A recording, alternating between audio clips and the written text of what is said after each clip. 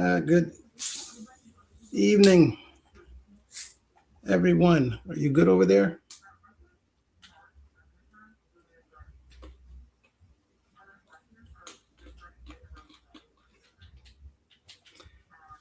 Making sure that everything is all set.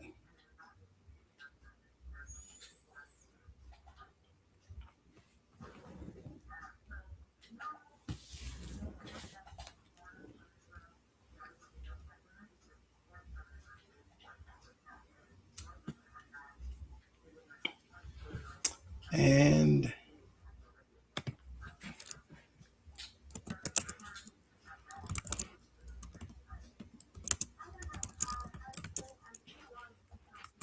can you hear me okay?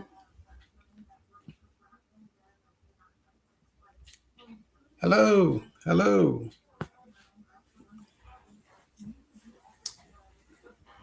Making sure that everything is up and running.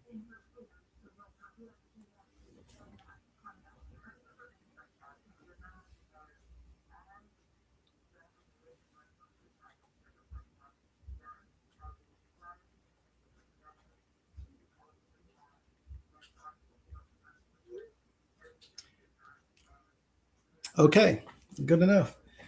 Um, so I wanted to come back earlier in the week and wanted to present this sooner. However, we're going to jump right on in here. Okay. And apparently everybody can hear okay. So, first of all, good evening, everyone. And let me make sure that this is clear. It looks like it's smudged a bit.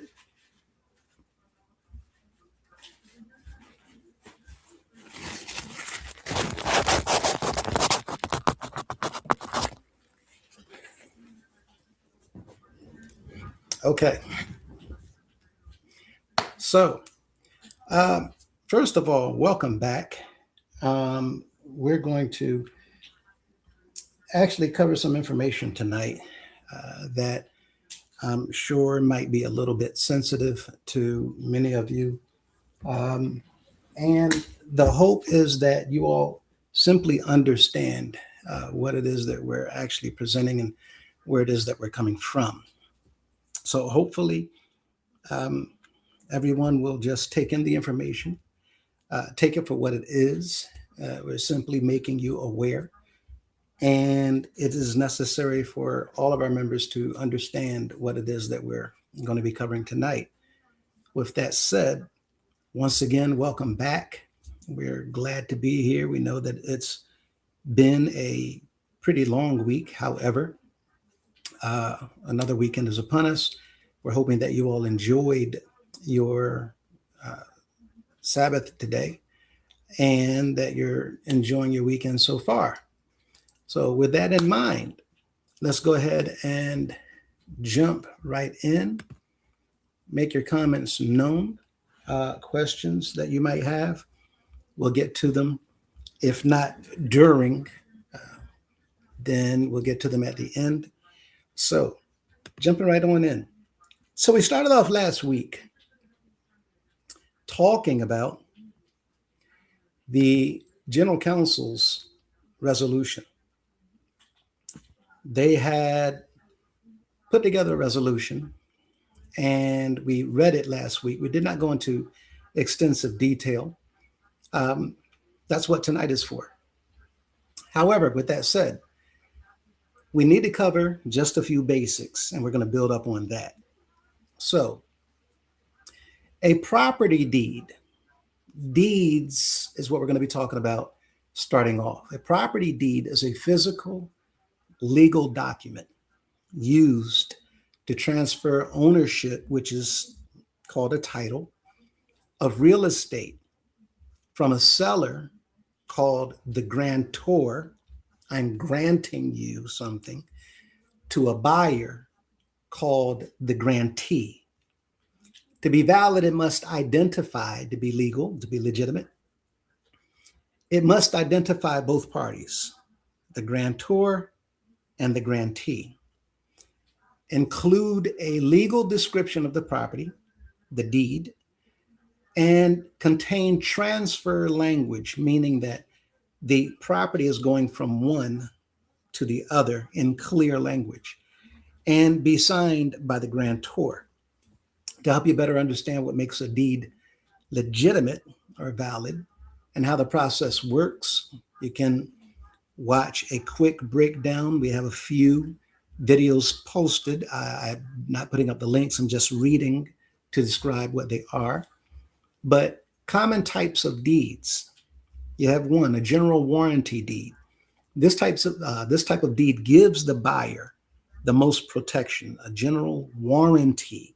It has a guarantee. The seller guarantees that they have a clear title and will defend it against any claim, even from past owners.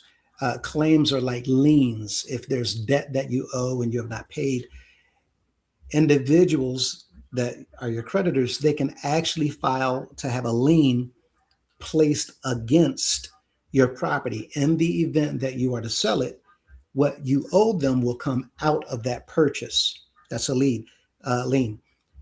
A warranty deed, a general warranty deed, is free and clear. It's guaranteed to not have any debt. It's not to have any issues with the title at all. And you're going to see exactly what I'm talking about as we get into the video. Special warranty deed. The seller only guarantees protection against claims or defects that happen during the time they owned the property. Many people don't build a property right out the gate. Many people purchase properties that were already built, already erected, already functioning. And many times you'll run into this type of a deed. A special warranty is the individual actually guaranteeing certain things while it was in their possession. Prior to them purchasing it, which is why they keep that data, is sales history. Prior to the date that they purchased it, they have nothing to do with this. They're not guaranteeing anything about that, whether it's a sewage pipe, a water pump, or whatever, only the time that they had it. A quit claim deed is what we're going to jump into. A quit claim deed. These types of deeds transfer whatever interest the seller has with no warranties or guarantees whatsoever. It's often used between family members or to fix errors on a title. It's just a quit claim. I quit. I'm turning it over to you. Whatever is with it, it's coming as is. Just like you purchase a vehicle as is with no warranties, that's pretty much what a quit claim deed is. Now, with that in mind, look at this. This is a little bit complicated to many people looking at it. But I want you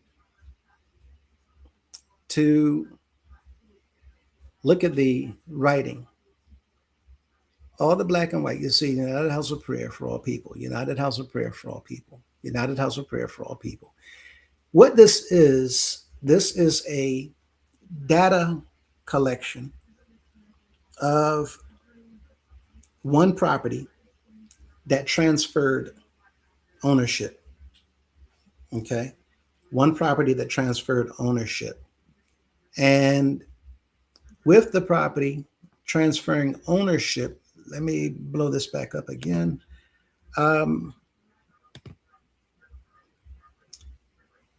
With the property transferring ownership, look down the column, look at the colored sections, and you'll see one particular where it begins in 1965. Okay. Now, here you see every transaction from the first deed. Okay. Now, we're not going to get into all of them right now. We're going to come back to this a little bit later, but this is just so that you will see what the logging and the data collection of what a deed actually looks like. And with that in mind, Again, we're going to come back to this. Look at this here. Quit claim deed.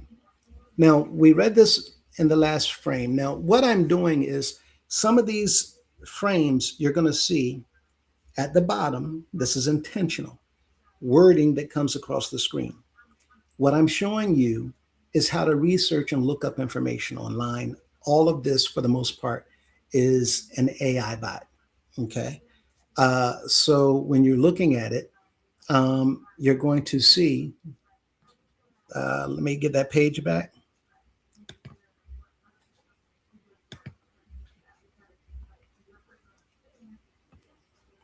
When you're looking at it, thank you, you're going to see the bottom line on some of the slides is going to be at the top of the next slide.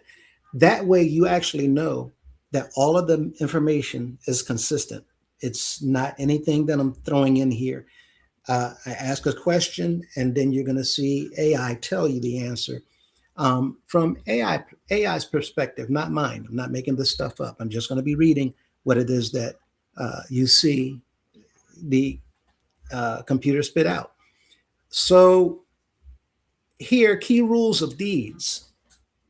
Signing only the grantor. Now, this is important because you're going to see some things that's going to stand out. It's going to be pretty strange.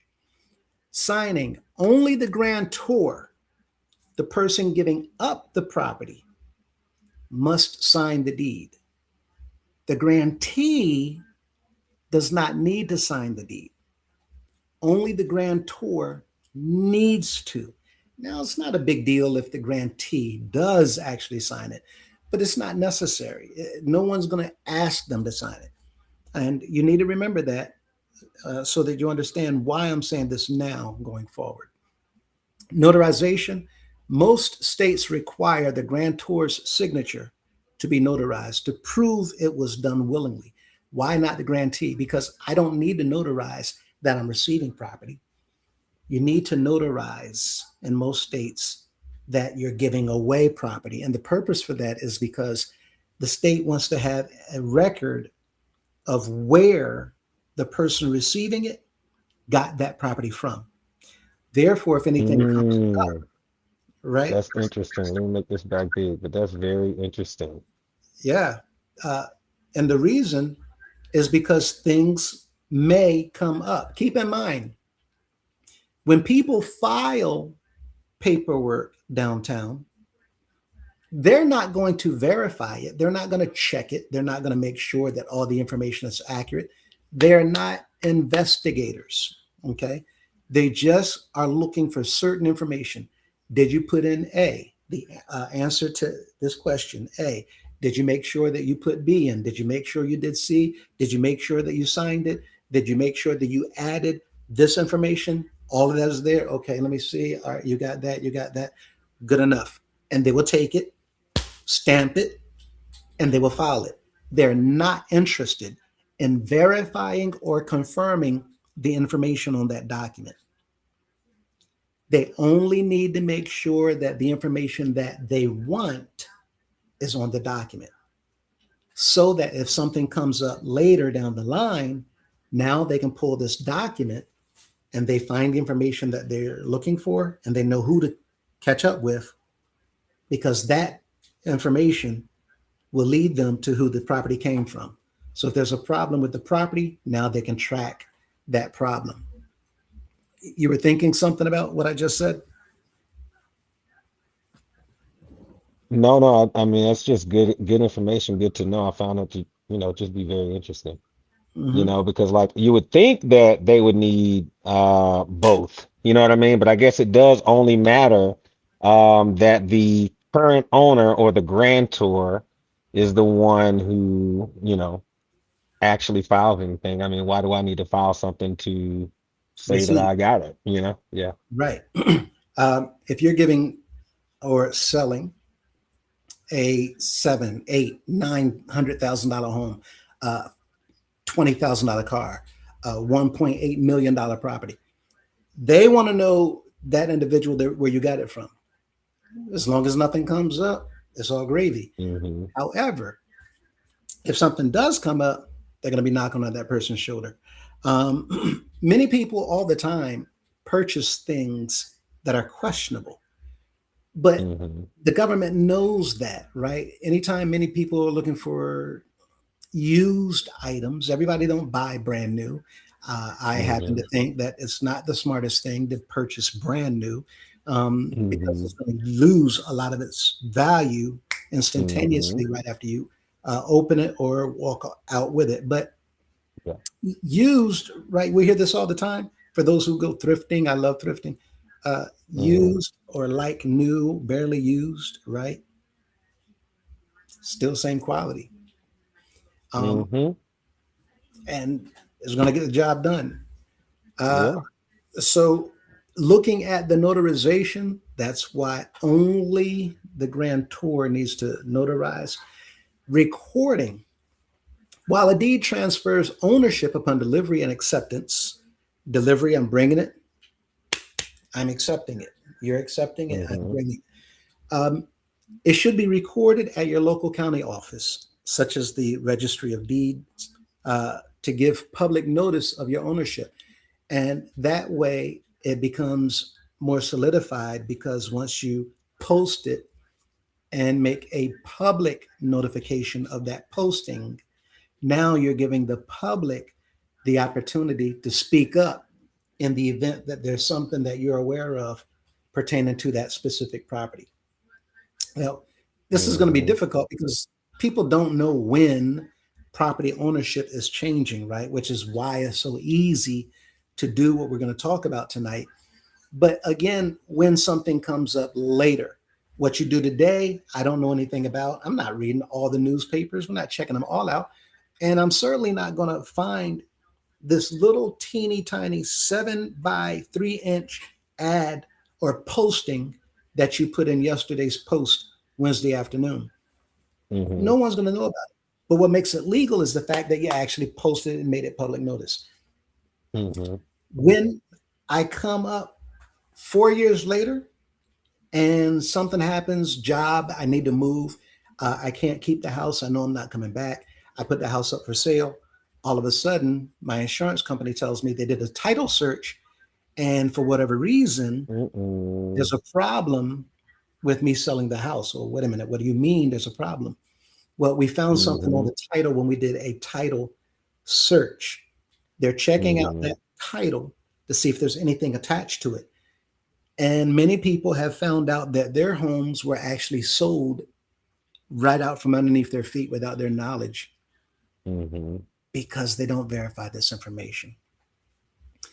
Again, everybody stick with me because you're going to be alarmed at what you find out tonight.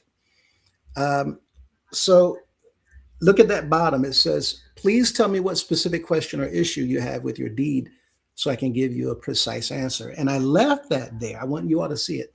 I think I left it on two so that y'all can see that I'm simply putting information in and letting AI do all the talking. Okay. Um, Look at this next frame here. It Get out of the says, way. I'm sorry. Um, okay. And yeah, I thought there was an option to put those windows on the side. And some of these frames are wide, some of them Yeah, are it long. is. It's all good. But here, this is a quit claim deed, what you're looking at right now. Okay. And you see um, highlighted at yellow at the top. Um, but pay attention to what you see on this quit claim deed. Um, it says, "Know all men by these presents um, that Brian Tucker." Let me get that up one more time.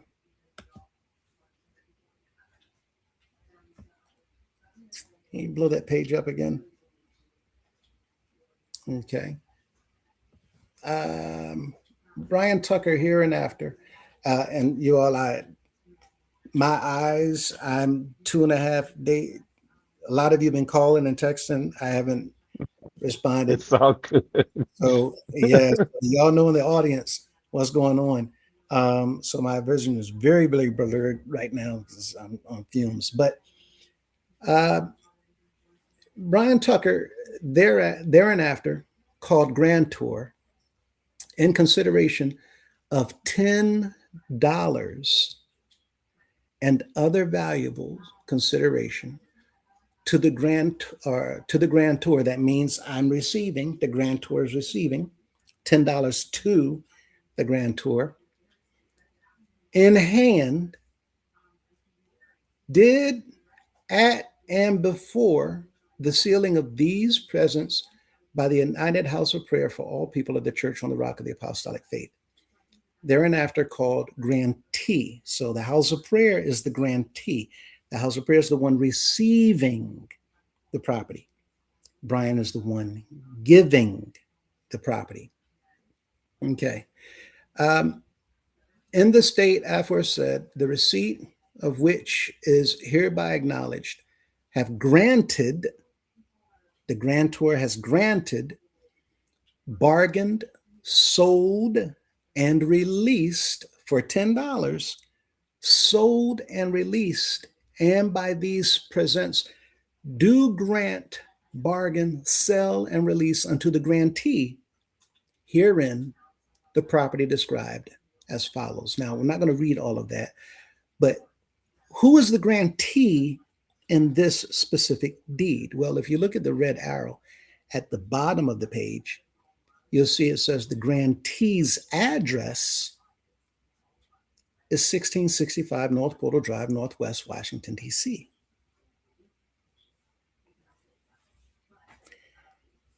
That's the grantee's Mm-mm. address.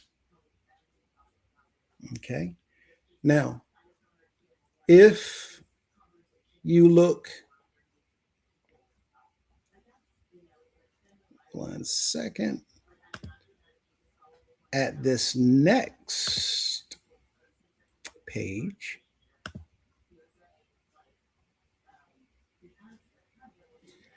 you'll see at the top, personally appeared before me the undersigned, who being duly sworn, deposes and says, I have read the information on the affidavit and I understand such information. The property is being transferred, the ownership is being transferred by Brian Tucker to blank. Who's it being transferred to? Now, contemporaneously herewith.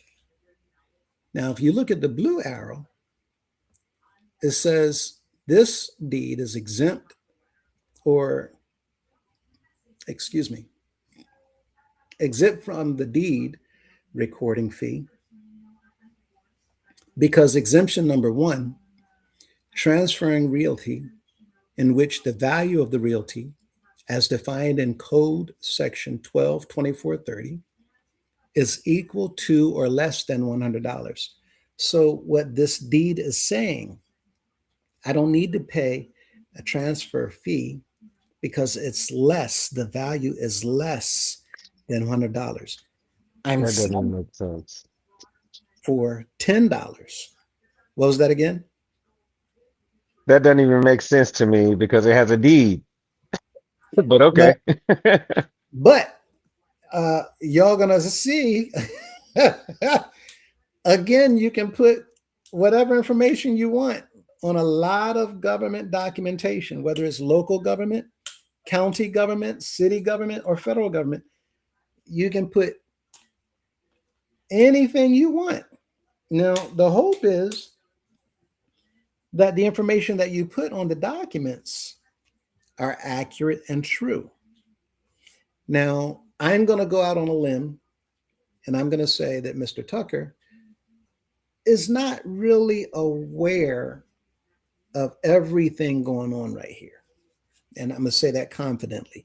Now, I know it may look, feel, and seem like while he was carrying this out, he's aware of everything. But what you're going to realize as we go through this video is many times individuals are not always aware of everything because people who are telling them things are not telling them everything.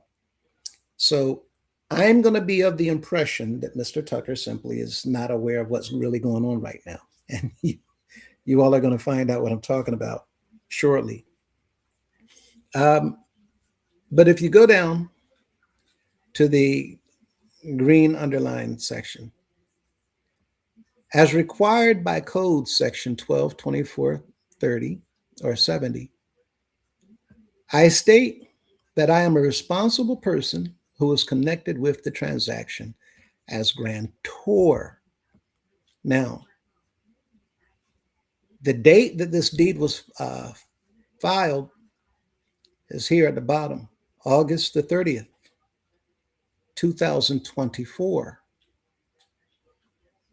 August the 30th, 2024. Now, you all remember, August 30th, 2024, we didn't have a bishop.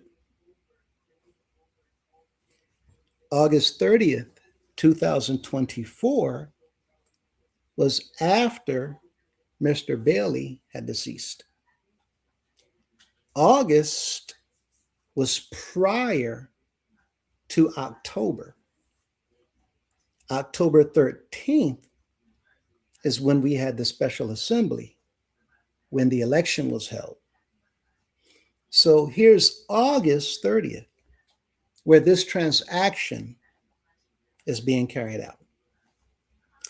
And it's interesting to me because the grantee's name is not on this deed. The grantee is the entity known as the United House of Prayer for All People. But on the first form I showed you, the grantee's address is 1665 North Portal Drive. Now, we can say that that's the headquarters of the entity, the Yeah, organization. I got questions on it. I mean, because being that it's left blank, that's the same thing to me as writing a blank check. I mean, the address could be the address, but is it going to the organization or is it going to some sort of a trust or something like that? You know, Well, not yet. It's going to be mhm, interesting though, because in a deed, the deed gives you the information, right? Remember, and this is why we read the first frame to give those definitions and what it must include. It must include what mhm, is being transferred, right? mhm, And so we have a grantor and we have a grantee. And right. by law, in corporate law, remember, a business can be its own entity. So a Mhm, business can function on paper as an actual person. mhm, Okay, and we're gonna get there in a moment. And I'm telling you all, this is also very interesting, especially how this unfolds. But again, that date, August 30th, 2024, stands out because remember, we had no bishop. mm, okay, And if, interesting. right, and if we had no bishop, How is mm, that? Okay, then who's actively functioning on behalf of the the organization, organization. right? So let's go to the next. I know what it is.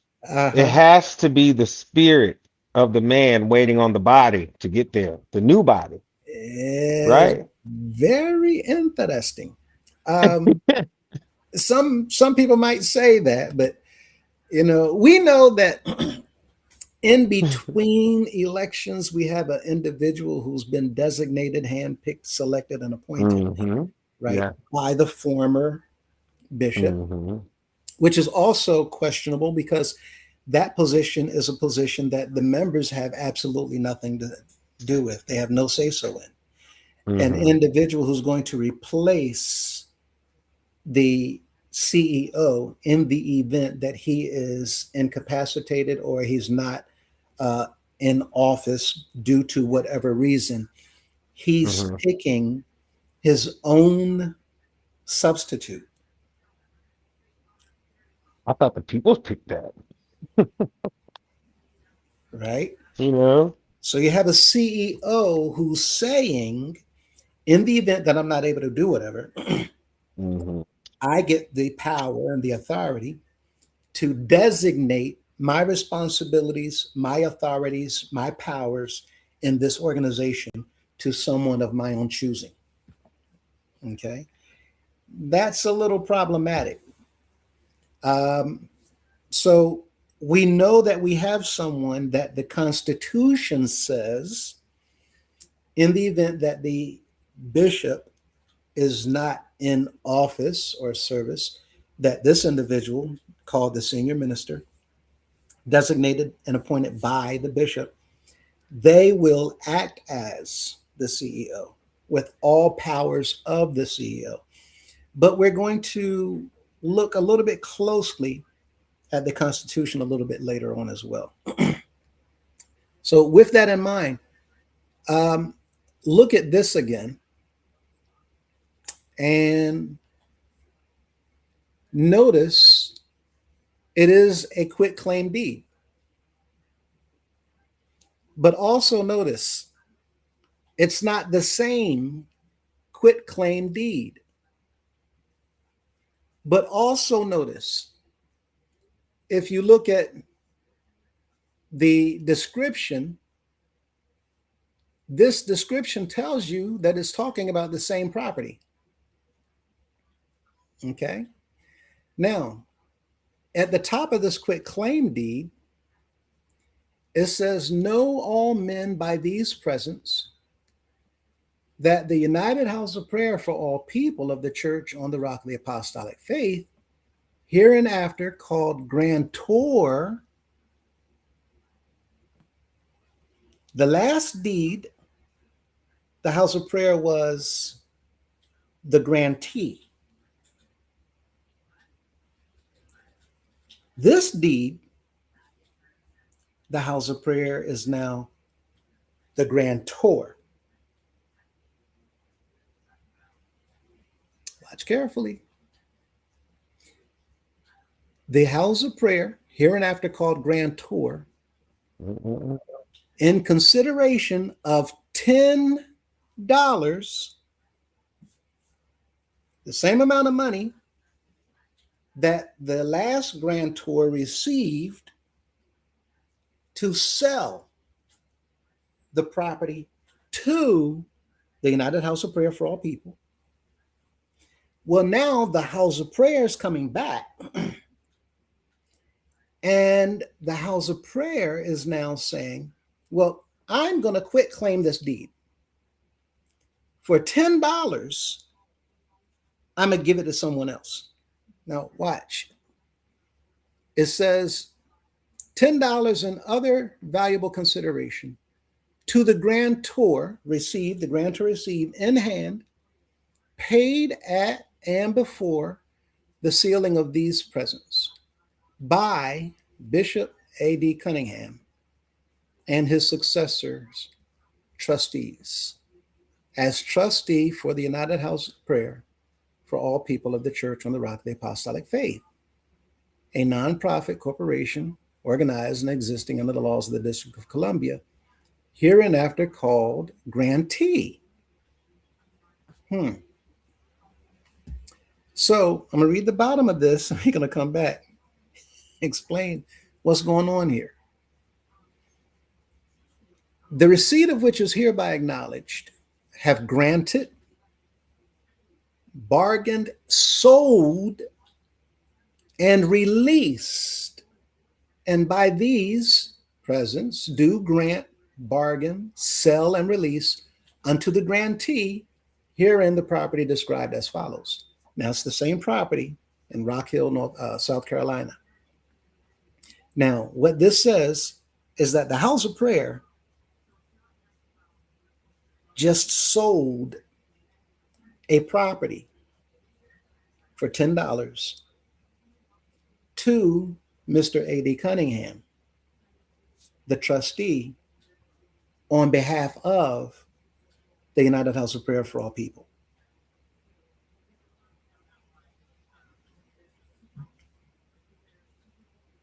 The House of Prayer organization just sold a property to Mr. Cunningham for $10. Wowzers. Let's go a little further. Wow. Wow. That is a red flag. We just Mm. recently went over this with some slides, and we talked about how by law it has to be um, done at full market retail value. And then we also talked about that they had the option to do quick deeds, and that quick deeds, if that was the case, should have been done for all of the properties that are today listed in the SC Madison Trust name.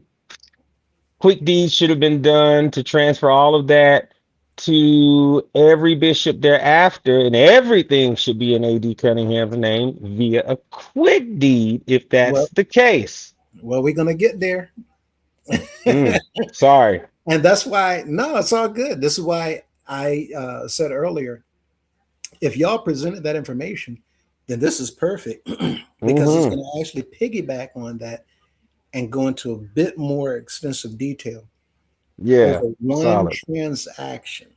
So we're going to Mm, dive in one transaction. We're going to pick all this information apart to look at exactly what's taking place here. Now, what you just said is a mouthful, but yeah. we're going to understand how they're doing what they're doing. Because for those of you who don't know, Mrs. Ms.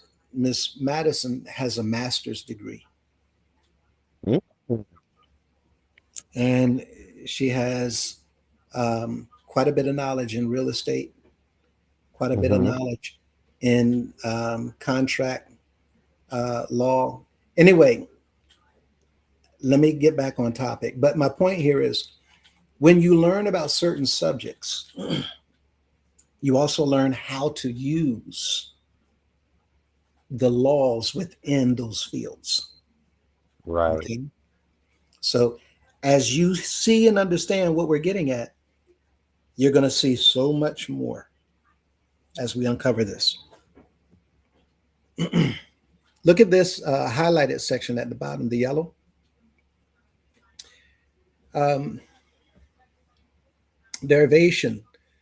This being all or a portion of the property conveyed unto the grantors named herein by deed of Brian Tucker, dated August 30th, 2024, and recorded. Now, this is showing us that this is the exact same property that Mr. Tucker came, quit claim deeded to the House of Prayer for $10. Okay. He received $10 to give this property to the House of Prayer. Mm, mm, Now, that was on August 30th, 2024. Now, the grantee's address at the bottom, the blue line, the grantee, mhm, 1665 North Portal Drive, Northwest. So the grantee is now living at 1665. But it says up here that the grantee is Mr. A.D. Cunningham. mhm, And in the last quit claim deed, the grantee also lived at Portal Drive, but we didn't have a name.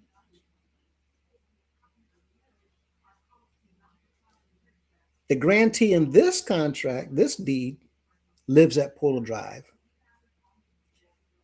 On the last deed, the grantee also lived at Portal Drive. The problem here is August 30th, there shouldn't have been anybody living at Portal Drive. That's one thing. Well, I think someone may have a question about that because I was looking at one of the comments here, and I think them she mentioned that Miss Chrissy Taylor mentioned that Bailey passed in 2023. I know you had said that that date was significant about 2024. Uh-huh. So could you just kind of elaborate on that a little bit, I guess, to answer whatever questions they may have been having, And what was that again why about those dates are significant? So you had said something earlier about we didn't have a bishop during this time, and I think Mhm. you were talking about in 2024, but that's when they commented, well, Bailey passed in 2023. So could you kind of clear up those dates to kind of bring some Oh, clarity to them? and that's my mistake. Um, and thank you for clarifying this. This is why I tell everybody always ask questions, call us out if we get something wrong, and point it out. And you're absolutely right. Whoever this person was, they're absolutely right. The date was October 13th, 2023, when Mr. Cunningham put himself in the seat, um, Hmm. with the council's assistance. So uh, let's not any longer look at August 30th, 2024. And thank you for that correction. Everything else is what we're focusing on. I kept talking about August 30th because at that time I was linking that to the other things that I had spoken of before that shows clearly that there's things done uh, prior to the election that put Mr. Cunningham in the seat as the bishop. And all of that is solid, rock hard evidence. Nobody can dispute it. This that I said tonight not only can be disputed, but it should have been disputed because we don't want inaccurate information to go out. If we're not sure of it, then you're going to hear me say I'm uncertain. But with that, as I said, I'm on fumes, and that date stood out to me 24 because there's some other things that should not have been happening that were happening. So my apologies on that date, and you're absolutely right. So let's pay no more attention to that date, August 30th. Um, However, looking at this portion of the deed, what we're seeing a few days later, after August 30th, okay, you see in October 21st, this is not even 60 days. So somewhere around 45-ish days, this quit claim deed was filed. Okay. Now, again, you all need to understand why this is important as well, because it shows intent. So you had somebody that comes and quit claim a deed for $10 to give it to the house of prayer. And then you had Mr. Cunningham who came and had the house of prayer sell it to him for $10 as the trustee. Now, that alone should raise questions, but we're going to answer those Hmm. questions as we go forward. Okay. Uh, Now, it says here um, where he signed, Mr. Cunningham signed. Look at how he signed. Bishop A.D. Cunningham, sole trustee and CEO. Sole trustee. Now, we've been talking about this because we've been hearing over and over and over and over and over. Sole trustee, sole trustee, sole trustee. We're going to get into the nitty gritty of what that means. Look at uh, the notary public, the red arrow at the bottom. Who do we have here? Brenda Hall. I've been telling you over and over and over. I don't know if you've been hammering this, Golden Boy, but there's staff members and there's individuals that are being used around the organization that members don't know anything about, Yep. right? And here's another clear example where Miss Brenda Hall, I had no idea, was a notary public. Mr. Her name is Sterling on a Green, lot of documents as the notary. Yeah. right? Her, Mr. Sterling Green is another one. You're going to see hmm Cynthia McDowell. Now you're going Oh, to see yes. some of the same names, right? You're familiar with that name. Yes, sir. I just read that name on a Mhm. document that we came across recently. Yeah, all over the place. hmm Miss Carol Jackson, all over the place. hmm Miss Mickey Bailey, all over the place. hmm Mr. Elliot Thompson.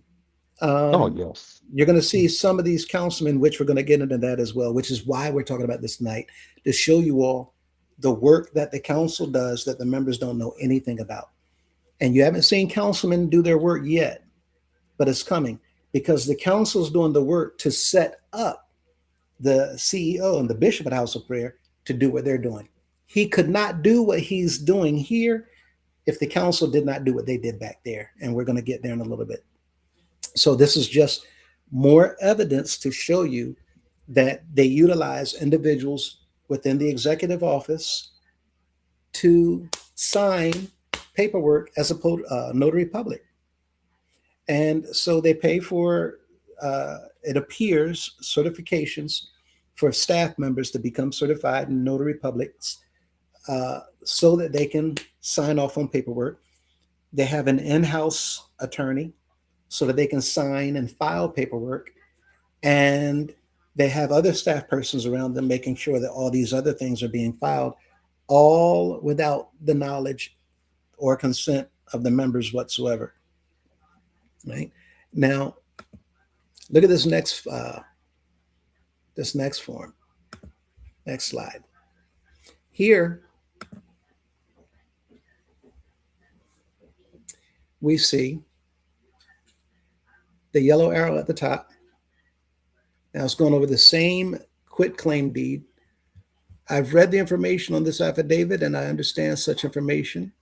The property being transferred by the United House of Prayer for all people of the Church on the Rock of the Apostolic Faith to, it's being transferred to. There's a difference with someone being in a position and speaking on behalf of an organization. There's a difference between speaking on behalf of versus property being transferred from the organization to me. This is clearly saying property was transferred to me. And remember, money was paid. $10 was utilized in this transaction twice. $10 came from Mr. Cunningham as the United House of Prayer for Mr. Tucker. Now, again, I'm glad that this individual brought that date up because August the 30th, that blank that was there, that blank should have had Mr. Cunningham's name in it because August the 30th of 2024, he was at that time the CEO and the bishop. Is that not correct? And if he was the bishop, then he should have been signing as Bishop A.D. Cunningham, trustee for the House of Prayer. But I'm going to show you why he didn't sign that first deed. And we're going to get there in a moment. But this transferred to Bishop A.D. Cunningham and his successor trustees or trustee for the United House of Prayer for All People. And if you look down at the green arrow at the bottom, as required by Code Section 122470, I state that I am a responsible person who is connected with the transaction as grantor. This deed, he's giving the property away for $10. And who's he giving it to? Himself. So, as the trustee of the organization, he sold, apparently, according to this quit claim deed, it appears that he sold the property to himself as the trustee, and he sold it to himself as the trustee and successors or trustee. Now, this is all confusing to some people, but when you add one word to a name, Shaking my head. it changes the entire name. So when you say trustee for the United House of Prayer for All People versus successor trustee or trustee for, now you're talking about a different person altogether. And that's how the law works. You'll see this in a moment. You see Brenda Hall signed at the bottom, and you see the bottom over here, Mr. Cunningham signed sole trustee and CEO. And you're going to learn why he did that in a moment. Look at this next slide. Now, if a company hires a CEO, what was that question? Somebody said, let me get this right. Oh, I'm sorry. Um, if a company, Sorry, that was just for the viewers to read as we're continuing along. Sorry. yeah, no, it's all good. If a company hires a CEO, do they generally change the deed to the property and put it in the name of the CEO as the trustee? Or does the property generally remain on the deed in the name of the company? AI says no, the property deed remains in the name of the company. Hmm. When a Hmm. company hires a new CEO, they do not change the deed to put it in the CEO's name, even as a trustee. Hmm. Why the deed stays in the company name? That's the Separate. question we posed is why aren't all of these edifices, as we call them, why are they not all in the name of the organization? Yeah, and that's coming up. Yeah. Like I said, I figure because I know how y'all go ham on some of the subjects and y'all dig in as much as you can to pick it apart. Hmm. So uh, when y'all see some of the slides coming up, you're actually going to see what Golden Boy is talking about. So you're going to see the names in different places of different individuals and how they did Mm. what they did as we explain why they're actually doing it so that it will all make Ooh, sense to everyone, I right? knew this would be good. So, why the deed stays in the company name? Why is it supposed to? Why should it? Why would a CEO keep it in the company name? Why does a company keep it in the name? It separates legal entity. A corporation or LLC is a legal distinct person. This is what we were saying earlier. The company is a legal and distinct person that can own property independent of its officers or owners. The company on paper is a person. McDonald's restaurant on paper is a person. KFC is a person. Campbell Soup Incorporated is a person. They don't Yep. need the CEO of the restaurant or the soup company to put their name on the property's deeds. Even an illegal alien that comes in, not an illegal alien, even a foreigner that comes in properly, Hmm. um, they don't have an American birth certificate, right?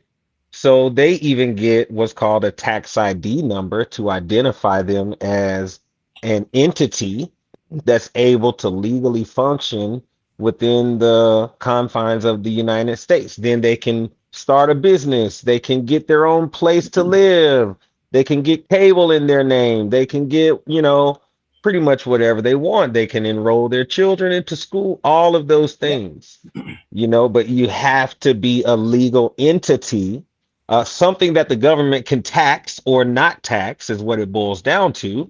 Um, so that's just the American way. Right. It's like getting a job and you're on probation, right? But you Hmm. you don't know whether you're going to pass, make it, make the grade, and your probation might be 60 days. And if you anybody who saw the movie Pursuit of Happiness, where the character had 6 months to perform, and the job is not yours yet. It depends on your performance. But every individual, even though they don't have the job, the company still gives them, as Golden Boy just described, their own ID number so that they can identify them as their own person inside the company.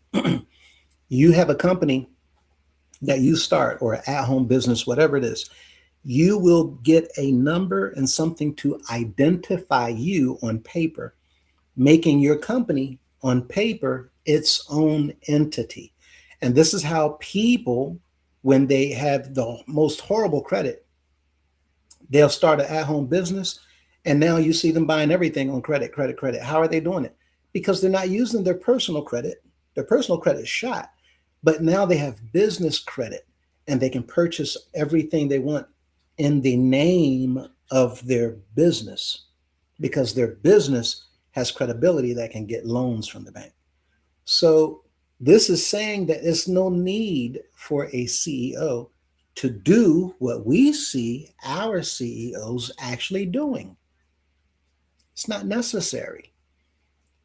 They also keep it separate for corporate continuity. Property ownership stays tied to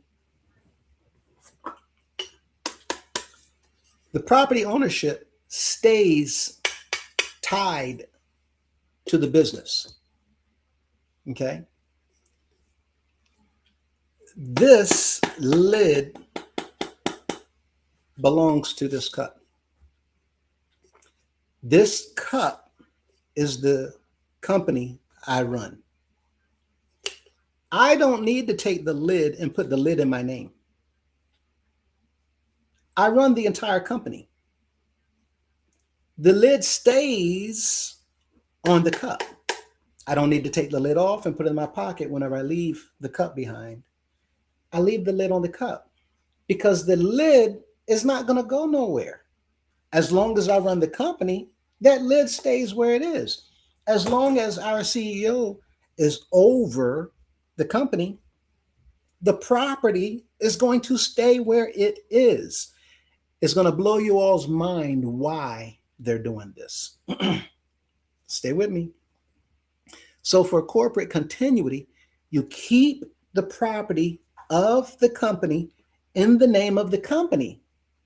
That guarantees the corporate will continue even without the CEO. CEOs get in accidents. CEOs have divorces and they go on binges and they fly off somewhere.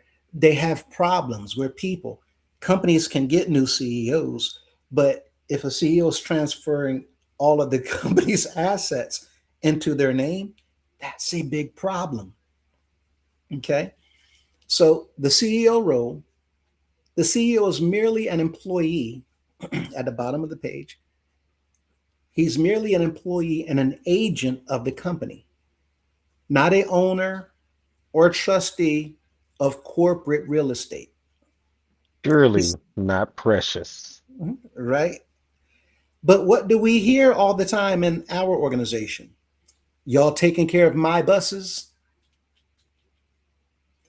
Y'all take care of my houses? I want all my bands, my choirs performing, my this, my that, my everything, even down to my party. The service is mine. It's in the honor of me. What company have you ever seen hire a CEO and then the company revolves around the CEO? We never see this. Um, Look at this. Avoidable costs. Changing a deed incurs unnecessary transfer taxes, recording fees, and administrative burdens.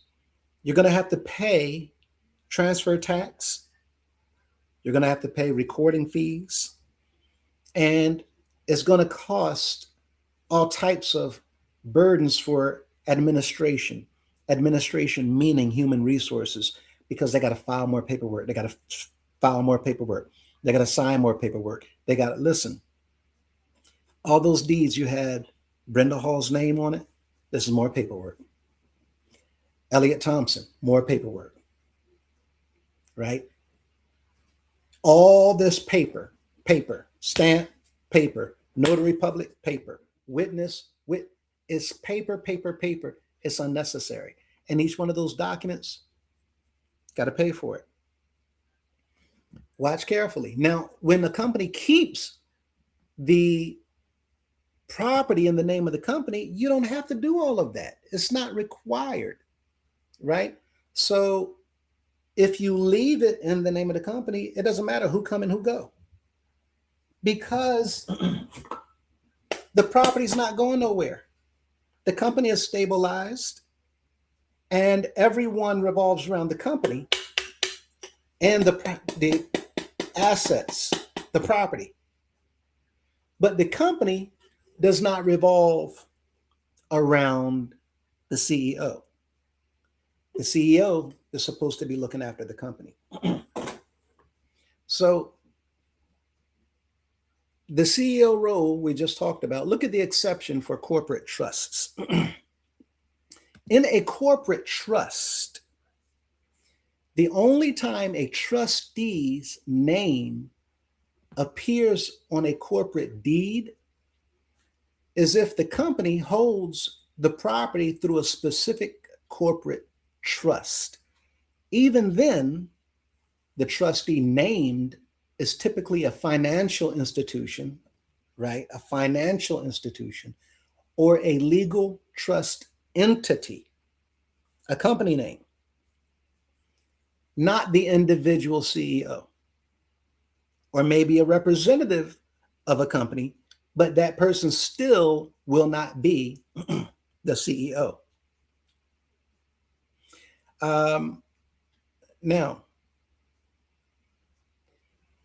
when a CEO signs real estate documents like a sale or a lease, they sign on behalf of the company as an authorized officer, but their name is never, ever added to the title. So here's one of those slides so that you all will see. This is straight off of AI. Please tell me if you're reviewing a specific deed that has a name you don't recognize. Drafting an agreement, right? Just so you all can understand, I'm not typing this stuff up. I'm not making this stuff up. I'm sharing with you what the general information is online about this subject. Now, watch carefully. What if the company is a nonprofit or a church organization? Do they Generally,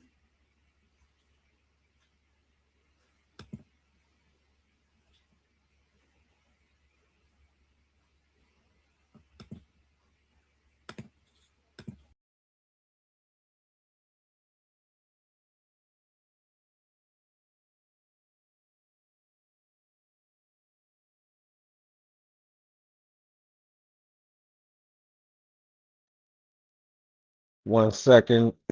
Brother Lewis will be right back. Look like he got booted out. So just give him 1 second. Mm, mm, mm, mm. Let's listen to some Sweet River while we wait on.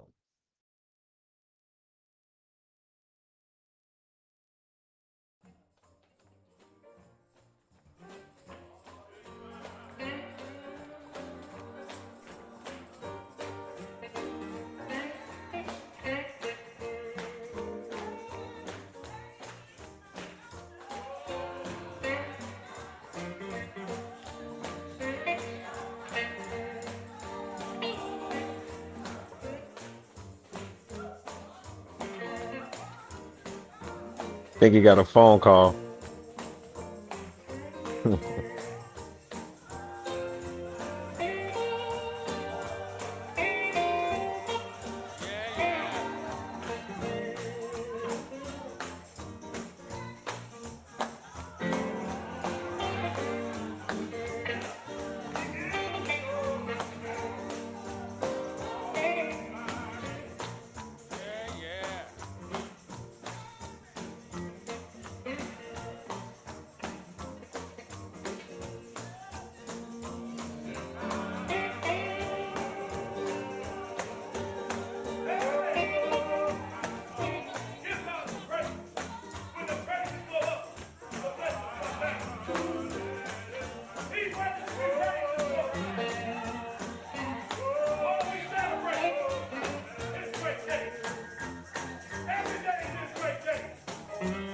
Plug mine up.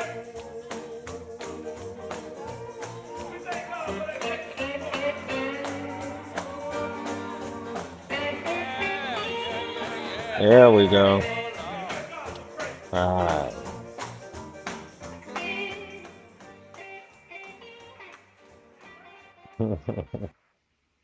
You know we always got some Sweet River on backup. yeah, it said Microsoft blocked my site. I don't believe that was Microsoft. Mm. Yeah. Um, we're used to that by now. Um, Hmm. but I'm supposing, okay, so yes, same slide. So what if a nonprofit is the company is a nonprofit or a church organization? Do they generally change the deed? Um, and the answer, of course, is no. Even for nonprofits and church organizations, the property generally remains in the legal name of the organization, not the CEO. Um, under scenario one, matter of fact, let me go back. Did we finish that last slide? Yeah, we were right on the slide that you had clicked on, but as soon as you clicked on it, you got booted, if I'm not Okay. mistaken. Yeah, But we just stayed right where you were. That's why I love this platform because like if you get booted, I mean it stays right where you left off. it So doesn't. Okay. Yeah, I hmm appreciate that. It's pretty sweet. hmm Um, so the exception for corporate trusts. Um, when a CEO signs real estate documents like a sale or lease, they sign on behalf of the company as an authorized officer, but their name is never added to the title. And yes, let me jump right back to that next one. Um, here, we're talking about churches, how they handle property slightly differently than typical corporations, depending on whether they are legally incorporated. Scenario number one, the nonprofit or church is incorporated. This is the most common. If the organization is registered with the state as a nonprofit corporation, it operates under the same continuity rules as a regular business. The deed, it holds the property strictly in the corporate name. The deed will have the name of that corporation, not the name of the CEO. First Community Church is the example here. And executive transitions, when a new CEO or pastor takes over, no changes are made to the deed. The organization's bylaws dictate who holds the signing authority to manage or sell that property. Right? So you have a group of people making those decisions, not one person. And again, you're going to learn why it's set up that way and why he signs things the way that he does as sole trustee. Look at scenario number 2. The church is unincorporated. If there is no corporation, historically or in specific traditional church structures, some churches operate as unincorporated religious associations, meaning they're not affiliated with or have anything to do with a 501c3. Because an unincorporated entity cannot easily hold property title on its own in some states, they actually use a board of trustees. When it comes to the deed, typically lists the collective board written as the trustees of Grace Church and their successors in office. And what that means is once they put that there, that's what stays there. It does not change.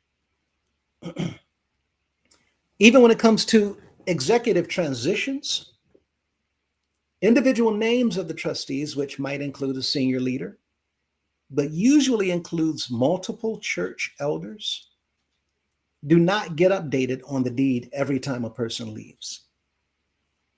The legal phrase and their successors automatically transfers the property holding power. The property holding power. I have the power, the authority to hold the property. I'm the one holding the property. I'm the keeper of the ring, right? um, for those who saw The Hobbit, right? Only one person held the ring. That's the one with the power. Or in this instance, that person, they have the authority to do things, but the name of that property ownership never changes. I can do what I need, but the name of that property's ownership stays exactly where it is in the name of the board, the corporation, the business, whatever it is. And if you're going to put it in the name of the group, then what this is saying is and their successors, it means indefinitely. Whoever comes, whoever goes, whoever comes, whoever goes, whoever comes, whoever goes, that piece of paper stays right where it is. The holding power to whoever's currently elected to the church's board, bypassing the need to pay for and record a new deed. So why are we paying for new deeds? We are not. The people don't know that this is going on. The people aren't aware of this, but he is. He's paying $10. Mm-hmm. Right? In order to receive property from the house of prayer, he paid $10. Now that's for this one property. Now there's a lot of things we've been finding and coming across and got in the trunk that not going to have time to show, can't even talk about it. It'll come up later. This is one example, and I'm going to dive deeper and deeper and deeper into this one transaction so that you understand explicitly how this works. Why personal names are kept off of the title? Why keep them off the deed? Putting a property deed into the personal name of a CEO or a lead pastor, even with trustee attached, creates massive financial transparency issues. Title defects upon their death or departure, and unnecessary tracking burdens for the county that that deed is in. It's unnecessary. You're causing additional workloads for people just by updating a deed with a new name and a new name and a new name and a new name. That's not commonly done. It's not normal to do that. So look at the next question. When a CEO hired by a nonprofit organization, now y'all going to notice some of my typing. The more tired I got, I'm just saying. We hanging in there with you, brother Lewis. We hanging in there with you. It's Yeah, okay. No worries. this was a two and a half day event. Um, well, anyway, when a CEO hired by a nonprofit organization who gives themselves power as a trustee acquires or purchases real estate on behalf of the organization, is the real estate that was purchased to be placed in the name of the organization on the deed, or is the CEO required to put his name on the deed and add the word trustee to identify himself as such? What is the purpose of putting, now y'all might say, well, we just answered that question. I know. I did it intentionally. Um, and let me see.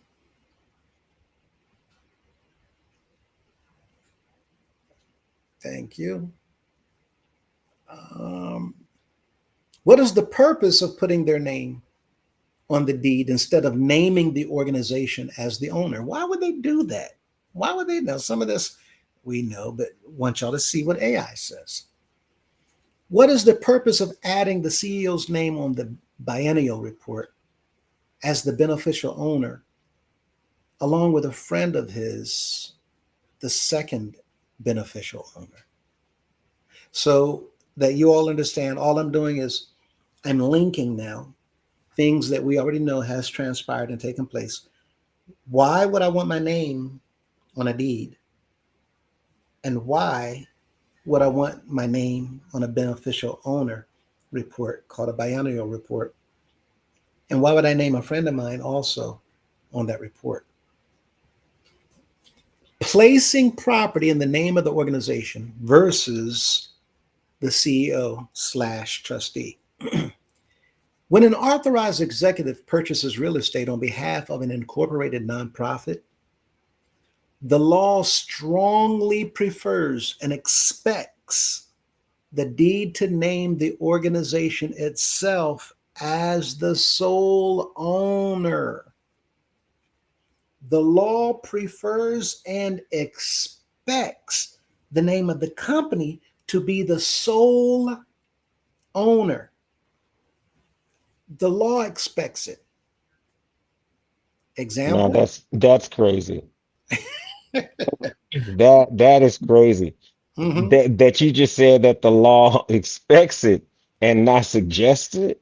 Right. But I've been noticing in recent messages from Cunningham, he's been subtly letting on to different things that have to be done according to the law of the land without letting on too much. He just kind of glazes over it like super fast so that no one like understands what he says, but like he acknowledges the fact that he'll say, "Oh, because that's because the such and such say so," or for instance, like just announcing that they're having the parade. Hmm. He said, "Well, we're having it because the government said that we can have it now." They now said that we are allowed to do it. I mean, you can't just go do it just because you're Addy, right? So, subtly he lets on to the fact that the laws of the land tend to prevail. So, Right. just an Unlike interesting before, where fact. it's I'm gonna do, I'm gonna do, I'm gonna do. Yep. So it sounds like what you're saying. I haven't had time to even the recordings. I might be about Yeah, 13 recordings behind. yeah, yeah. I understand why. It's a lot. Yeah. um, but hmm even with the recordings, it sounds like what you're saying is that uh, the little g is letting That. Yep. me that I can't do what I want to hmm do all the time. And this is hmm it's paramount. It's beneficial for the members to actually hear, understand, and take heed to what's happening.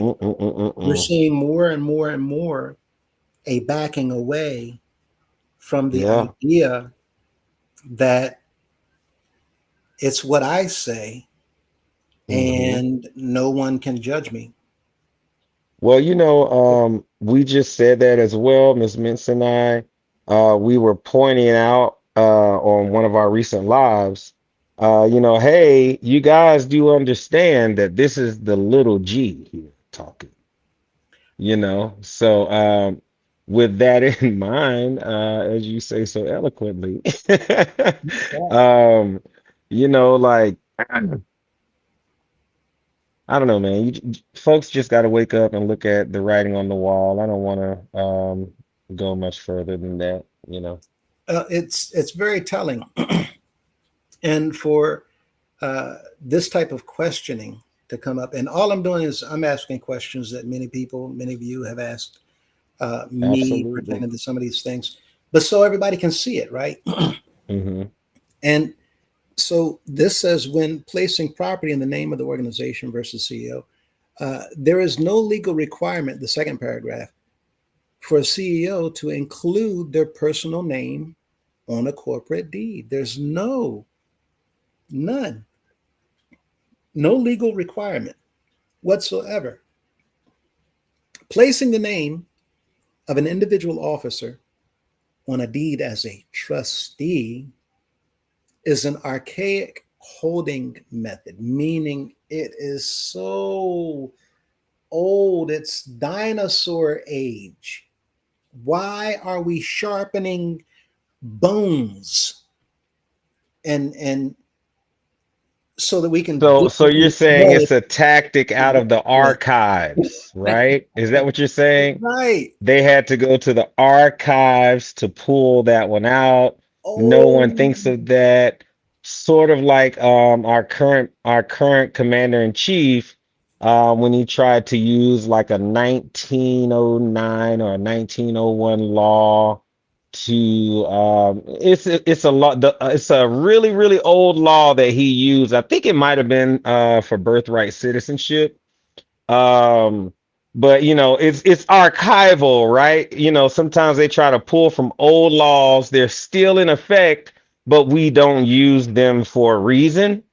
You know what I mean? And so that's the mess up with the American government. A lot of times we have outdated laws, and then mhm. you can reach way back, and try to pull that into present day when it doesn't necessarily fit. And which is so which is exactly why we archive it, yeah. right? We're Yeah, not going and I'm not to. saying I'm for or against what the president has got going on right now either. I'm just using that as an example. Hmm. That's not to bring politics into any of this at all. But just want to make sure I use a good example of how you can pull from the archive up to present day. But Very strategic. and this is what they're saying, because to do that, what you're doing is holding the property in your name. But you don't need to do that, especially today with the advent of all this technology. Yeah. And so we see modern corporate law treats a registered nonprofit as a distinct uh, and is that individual person capable of holding title in its own name, and how long? Permanently. Mm-mm-mm. It's no need for putting it in my name. So why would I want to do that? Well, if I'm calling everything in the organization mine, like we talked about with my choirs, my Mm-hmm. bands, my buses, my houses, my this, my that, well, My then it Maybach. shows, right? It shows you have a personal interest in claiming. And we showed in the last video the profile of Mr. Cunningham owning 526 properties, having a worth of 549 million. How are you worth that much? And how did you acquire 526 properties? Well, then we showed the next profile picture was of the organization. And coincidentally enough, the organization is said had 526 properties. And it I said that it oh, was hold worth on. That one's 549 million loaded dollars. already. That was that one. Yeah, that Yeah. same information is what shows on Mr. Cunningham's profile. Mm-hmm. So how is it Wow. that he owns 526 properties? How is it that Right. he's worth $529 million? It's only showing that he has taken ownership of the Mm-mm-mm-mm-mm. property of the entity known as the United House of Mm-hmm. Prayer for All People. And I've shown you, and we're going to go there, not tonight, but we're going to show you that that number is way off. Mm-hmm. Yep. It's not even a drop in the bucket. Mm-mm. Nope, not at all. We didn't even go there. we, We just left it alone. we're going to show You know. y'all. We're going to show y'all. And Mhm. there's a reason why people do this. It's so that they can do whatever in the back. While you're looking at, the little grains up here, we got the boatloads in the back. So let's look at Mhm.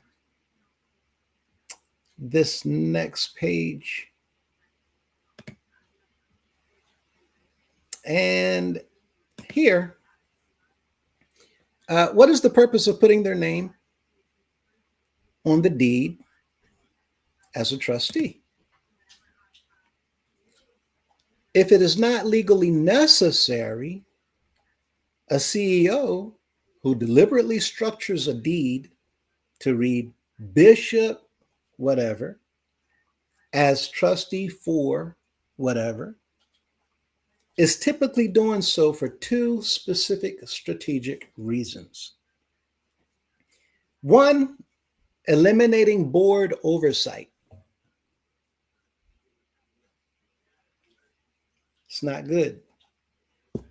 If a property is Okay. held in the strict corporate name, title insurance companies and banks usually require a corporate resolution, a board of directors vote, or multiple signatures to sell or mortgage the land.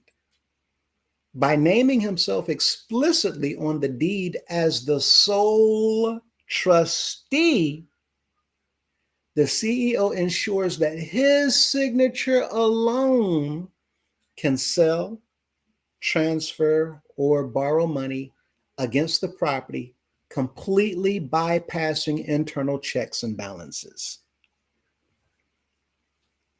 Do you now understand why he signed the quit claim deed sole trustee and CEO?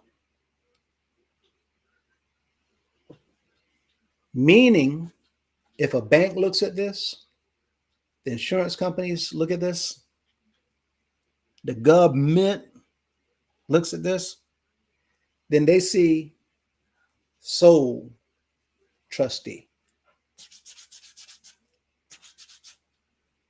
I don't need anybody else's signature.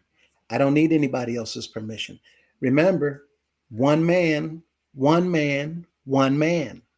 We don't have no 3 or 4 member tribunal, right? That's coming up too. Just showing you all why all of this we need to be asking questions. Consolidating hierarchical power.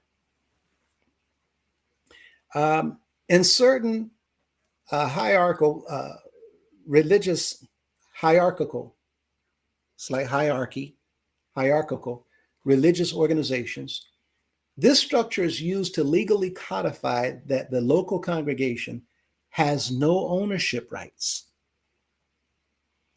It signals to the public, the courts, and the members that all regional real estate is controlled strictly by the absolute head of the national office. Nobody has any rights to this property other than me. Note, because the deed includes the phrase as trustee for the organization, it's not their private personal property. They cannot legally leave it to their children in a personal will. However, while they are alive and in office, it gives them unchecked dictatorial management control over the asset, over the money, over the bank accounts, over the buses, over the houses, over the sanctuaries, over the apartments. And this is why we keep hearing them say, my this, my that. You take care of my whatever. But the express language that's in the laws says that it's not supposed to be that way. But outside does not know what's going on inside. Here in this next slide, we see another document. This document is a confirmatory deed. Now, look at the top. The grantor, Bishop S.C. Madison, trustee. The grantee is Bishop S.C. Madison and his successor trustees. So what are we seeing? Mr. Cunningham is not the first one to do this. It seems that the other bishops were doing the same thing. And this is why we see the bishops' names plastered on everything. Cunningham Luxury Liners, Cunningham Products, Bailey Luxury Liners, Bailey Products. Matter of fact, look at the apartment complexes, look at the buildings, the condominiums, Bailey Village, Yeah, Wilson Square, McCullough Courts, right? And soon, but go ahead. I think that's part of the tool of deception that they use, because when it comes down to the nitty-gritty, like when Miss Mintz and I have been looking into who owns these properties, these houses, these edifices as well. I want to differentiate these single and multi-family homes and apartment dwellings, differentiate those from the houses of prayers, because looking at the ownership of them, it's like, okay, so I don't know, man. All you see is all these different names and mostly SC Madison, and it just makes you raise a brow. I'll just say that and leave it alone. I don't want to say too much. Well, you're saying another mouthful, because what records will easily show is that a vast amount of real estate and other properties were brought forward in the name of Mr. Madison. Hmm. Oh yes. Okay. Yes, some of it was transferred from, yes, absolutely, But into mhm. go ahead. Into what? For instance, into like for instance, Charlotte number two. Charlotte number two was transferred from the SC Madison Trust to the C. M. Bailey Trust. And so or let's just say C. M. Bailey trustee as the owner. All right. Mhm. How it's written on paper. All right, because uh, with that being said, what we actually saw was that particular house was just listed for sale. Then Miss Mintz and I went live. We talked about that, and then it came off the mark. Well, it was already off the market, but it was no, no, no. It was still up for sale, but it wasn't publicly listed, is what it was. And It they was still, yeah, they took it off the market for sale and listed it for lease, which still didn't make it any better. But ultimately, it just shows that there's some type of transaction that's attempting to be had or be made underneath the people's noses without anyone having any say so. All I know is that one day someone's going to look up and then the owner is going to be AD Cunningham trustee, and no one's going to know how that happened or what it means. They're just going to trust because it has the bishop's name on it, which is what I was getting at. That's part of the deception or the tool that they're using is putting the bishop's name on everything so that when you look at the money, you don't ask no questions. and that's You the you think it's in the psychological name of the organization, right? Hmm. right? And When written, they I'm zip it, can't. zip. They Zip. don't want what you just said about number two. They don't want it to be public knowledge, Mm-hmm. right? Mm-hmm. Because they don't want the members to know the business transaction that they're trying to carry out. Right. And what we're looking at on paper are things that the law says, mm-mm. Mm-hmm. And we're going to show you why. Because remember in the first couple of slides that it's not a requirement to have two signatures, right? Mm-hmm. You only have to have one, Mm-hmm. the grantor. Mm-hmm. And on that first quit claim deed, you remember who the signatures was? It was the Grand Tour, right? Remember that name? Oh, the name. That was Brian Not Tucker. off top. Oh, yes, yes, yes. The name we started with. Yes, yes. He Brother Tucker. signed that quit claim deed. You Ooh, did not yeah, I see remember. Mr. Cunningham's signature, No, you didn't. right? Because he's the grantee. Hmm. But But you on the saw the address, though. You saw right, the address, and you which is saw telling. who lived at the address. The Mm-hmm. grantee resides at 1665 North Portal Drive, Lick is all get out. right? And that blank space that it's being granted to Mm-hmm. No name is being granted to the Mm-hmm. organization. Now, we're going to go back and forth to those two deeds because we have some Mm-hmm. other popcorn surprises coming up as we Mm-hmm. revert back. Okay. Mm-hmm. Um, Got you. Got you. and so, with Solid. this in mind, uh, we see Mr. Madison did the same thing that Mr. Cunningham did. Vice Mm-hmm. versa, Mr. Cunningham did the same thing Mr. Madison did. He, as the trustee, You're granted. on point too, Bob T. But uh, go ahead. I'm sorry. I didn't mean to cut you off, Brother Lewis. But yeah, Bob T was Yeah, I on saw point. that too. Uh, Yeah. it's just like people don't read the scripture and understand.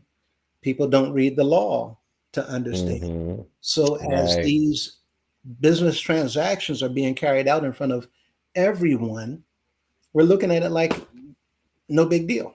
It's just another Right. Wednesday because Mm-hmm. we don't know what's happening Mm-hmm. behind closed Mm-hmm. doors. We don't know what's taking place on those documents. We don't know and understand how the law works in order to call it out. Yeah.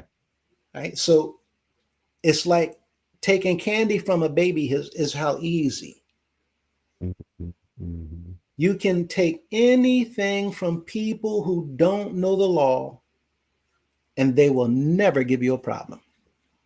Mm-hmm. Keep people ignorant of the law, you can rob them all day long and they never know it. Well, that's the point that we're making, even in talking about having the name plastered everywhere and the psychological impacts of that, as it pertains to keeping you away from looking over here, because you see all of these histrionics over here to draw in your attention. And histrionics means all of the flamboyance, all of the big lights and the, lights, camera, action, right? Mhm. So the histrionics. See, we talk about narcissists, but we don't talk about the histrionic personality disorder, which is just as huge as the narcissistic personality disorder. So that's something for members to look into. Do a little bit of research into histrionics so that you can find out what it looks like when a person is putting on a big show in your face, so that you are looking at this thing, but something else is going on.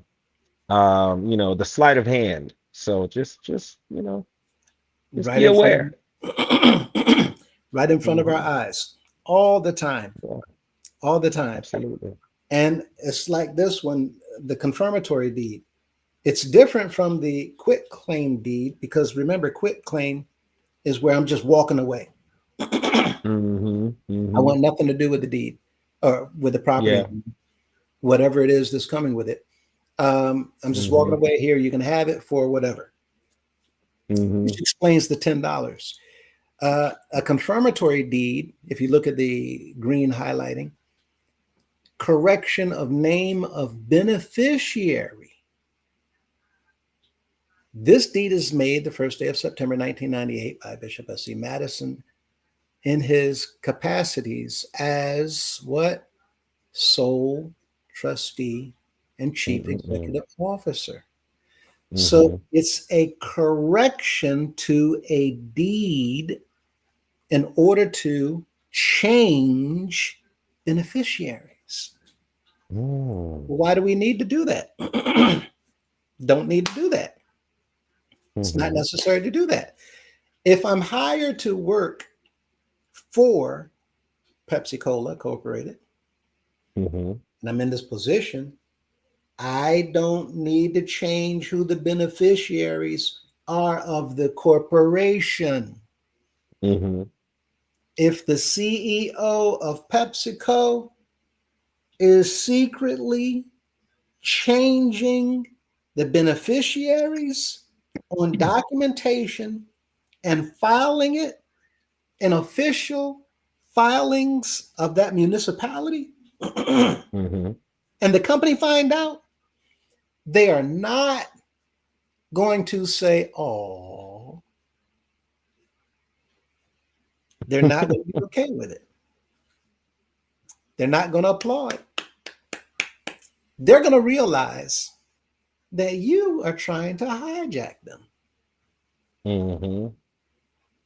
If you're the one as a CEO or other officer, executive officer, filing paperwork for you to benefit from the company without the company knowing, that's not good. And I'll Mm-hmm. let y'all fill in whatever other word you'd like to use, but that's not good. Now, watch this carefully. Here, as we move forward, what you're going to see is it gets into the nitty gritty of this particular deed. Now, C at the top, 1929, Bishop C.M. Grace, founder and first bishop, adopted the Constitution and bylaws of the church, which he amended from time to time. Y'all see that yellow arrow? Which he amended from time to time and continues to govern Mm-hmm. the affairs of the church. What does this mean? When it's in black and white, the law says, I don't care what year it was, if Mm-hmm. you did not change it, Mm-hmm. then that law, that rule is still in effect. Mm-hmm. Okay. Now, And I want to add that a lot of the documents do state this that mhm, have been filed.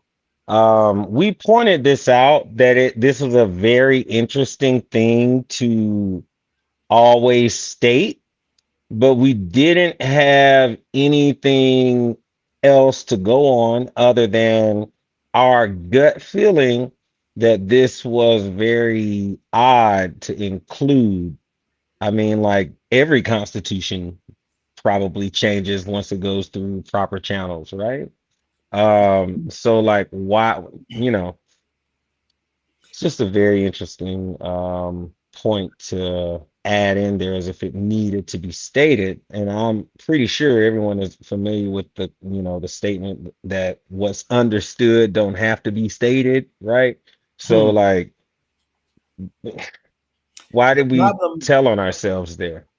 the problem for us is we, as a general populace in our organization, do not understand a lot, and that's Hmm. exactly how they want it. Uh, Yeah.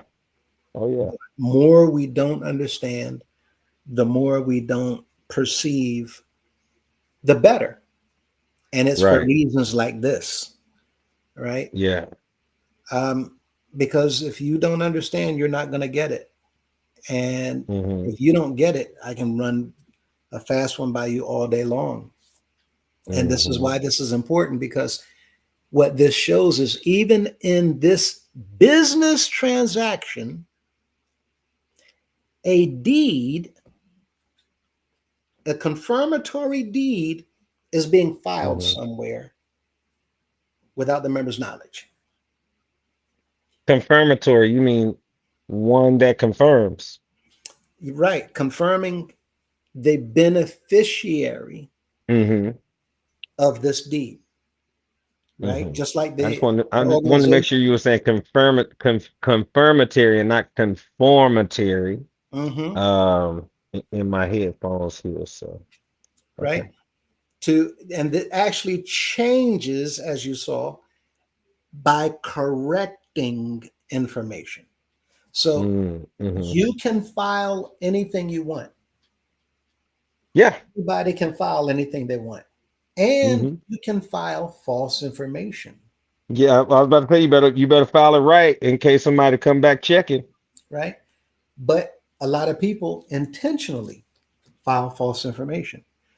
I myself was surprised to learn that I'm the grateful and glad recipient of three properties. Uh, one Oh no, in they didn't. No, they didn't put it in your name. No, they didn't. one in Philadelphia, two in Oh, Virginia, geez. Wait a minute. and Oh, uh, they're right don't around tickle my soul like this. Because I 2.4. swear, Brother Lewis, I said if anybody ever did this to me, I'm going to be one happy cat. Because you got me all the way messed up. You getting an eviction notice. Is Listen, people do that it what happened? all the time. Trying to tell you all, we need Oh, my to good. understand Oh, my law. goodness. And just like I have real estate in Oh, my name, my I goodness. legally own it. I can do whatever I want with it. You can do, you're right. So they tried to steal your identity and you ended up with the upper hand because now They you bought did it in my name. they It's did mine. they did steal my identity. And I have an idea while I was in another business transaction, a partner of mine. Anyway, they don't yet know that I know. And Mm-hmm. instead of Mm-hmm. them quickly doing their other transactions, they actually add it to their portfolio and purchase another home in my name. Um, Mm. what I'm saying, people, is you have to learn at some point in time that you can be taken advantage of if you're not paying attention by anyone. Ooh. Ooh, we. And what this Wow. is looking like Absolutely. in our organization, it Sheesh. appears, now it's not for me to determine for anyone. A lot of what I'm telling you, it's how I see it. It's my opinion. And what I'm sharing with you is what AI says is the answer to my questions and how I phrase it. So I'm sharing this so that you all will do the same thing. Ask your own questions, Well, can we rephrase put it. this up real quick just to Sure. as a disclaimer that this is in fact opinion based. As well. I know it has my name on there, Golden Boy Tell 'em, but this is actually universal. Like we are, in fact, you know, just Well, once giving you, our opinion and letting you guys think and figure it out for yourselves, yeah, rather than trying to force feed it to you.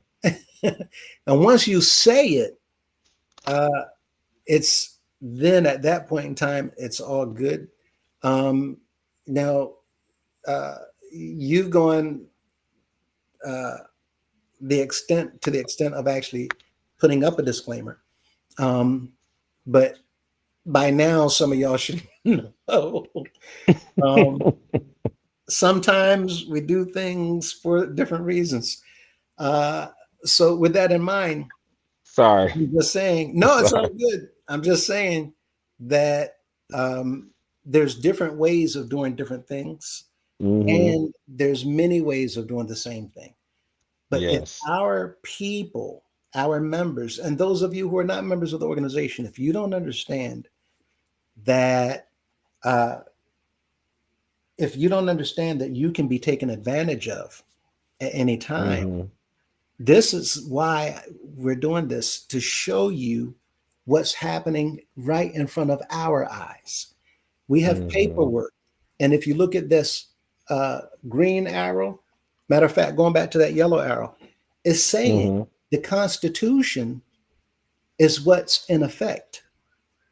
But we've already shown you that the Constitution that's in effect right now is full of rules and laws that when you compare to the laws of the land says you can't do that. Right. But we are not in the position to make a determination and tell you to base your decisions and your actions off of what we say. We're trying to get you to understand, to look at what we're sharing with you, understand what we're sharing you, and do your own research to confirm what we're sharing with you. This is why I'm putting up paperwork so that you can see evidence, right? Um, I've been in the bushes listening and learning, but I had to come out of the bushes for this. I'm flabbergasted, seriously. Oh, let us. It's Okay. it. You haven't seen nothing yet. We're just, It's another comment in there that I can't even bring up right now that I see, but you know what I mean? but So, that, yeah. we're just And getting started. there's if anyone can't see it because it was on Facebook, they're just saying that this is a bunch of, you know, they said BS, but they spelled it out. So, I don't have to put that on the screen, right? Uh, they disagree with what they are, uh, the information they're finding out. They're disagreeing with how it's affecting them, ultimately. Uh, I know for a fact they're not disagreeing with what Brother Lewis is saying.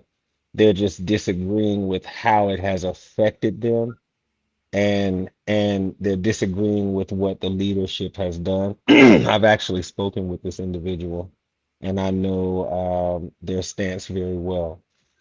So They're just talking wanted about to the give some members of the context. organization. Yeah. This is a member of the organization that is not in alignment with what the leadership is doing right now.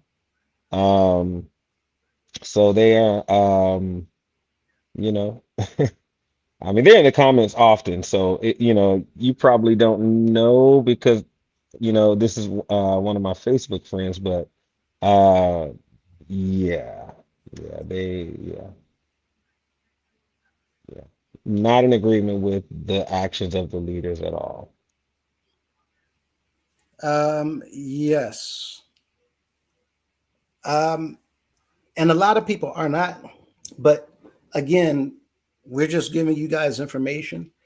Hmm. And the hope is that you keep learning and that you keep listening and you keep going back to reaffirm what it is that we're Hmm. sharing. Um, Yes. that way, you will be able to um, you'll be able to uh, actually follow up and then make decisions on your own as to why you're no longer going to involve yourself in some of the things going on in the organization. Mhm. I And just got a uh, text that uh, some individuals didn't hear what I was saying about the properties. mhm. In Philadelphia, there's property, and in Virginia, there's two other properties that are in my name. I'm not saying they belong to the organization.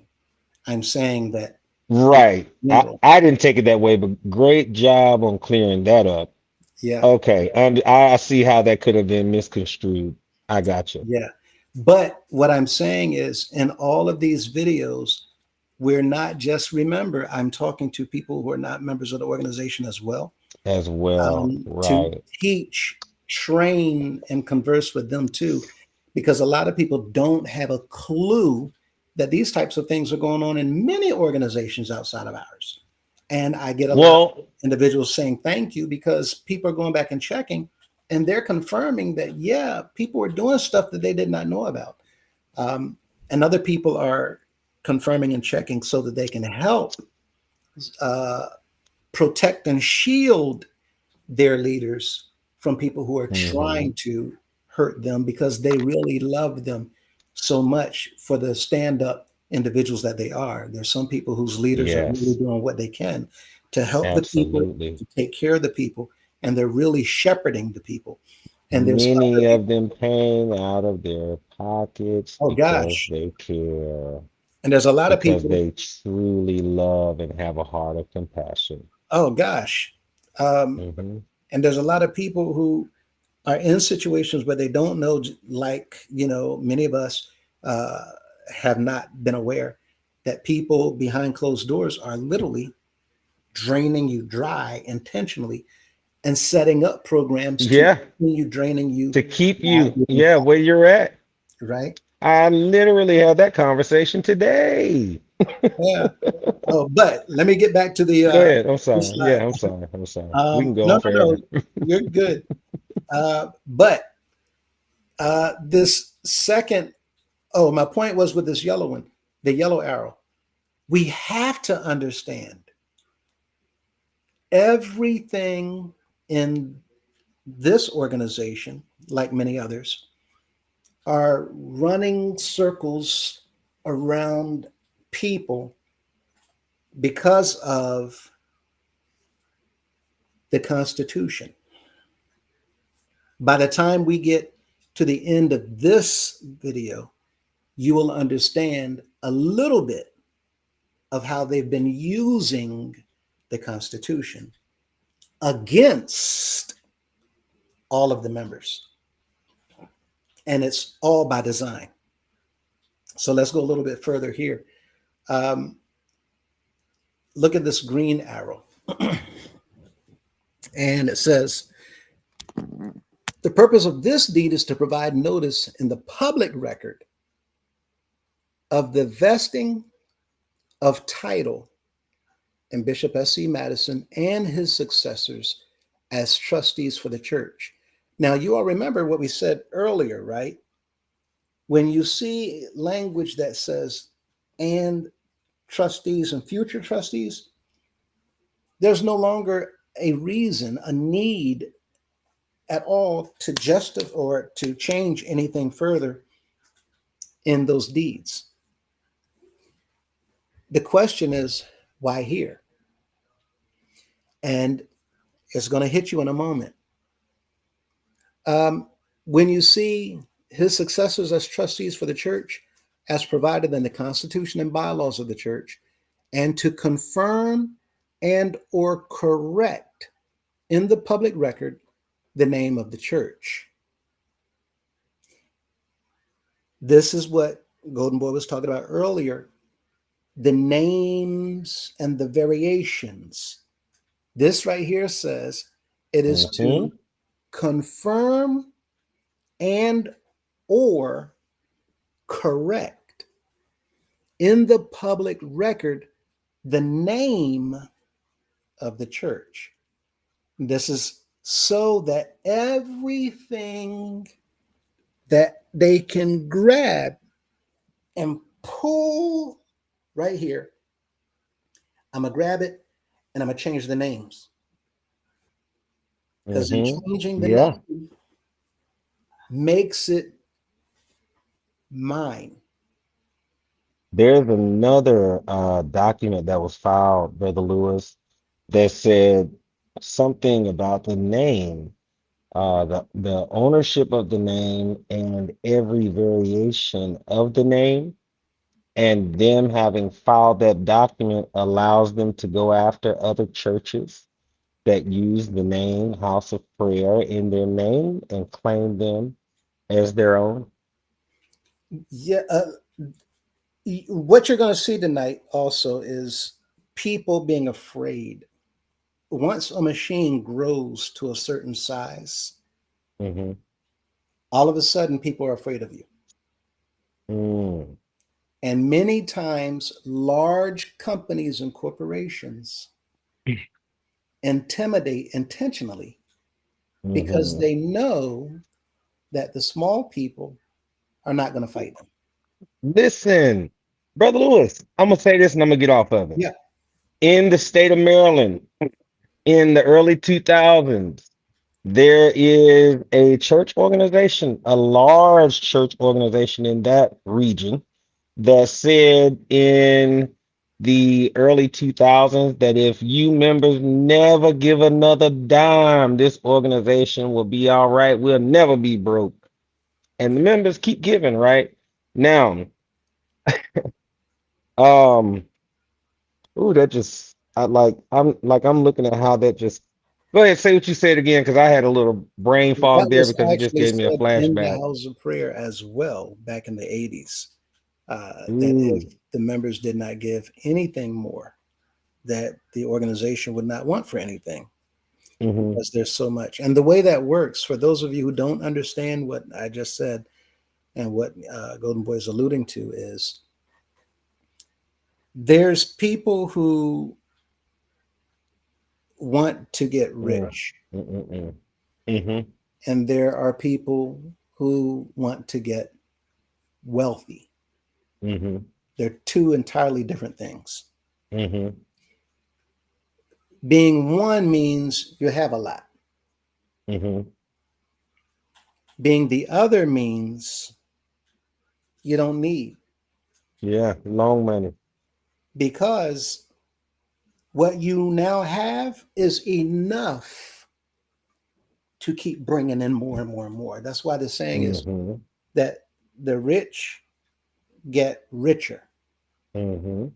In other words, individuals, and all of this is tying into what we're talking about tonight, because people's eyes has not been on what they can do for the members, Hmm.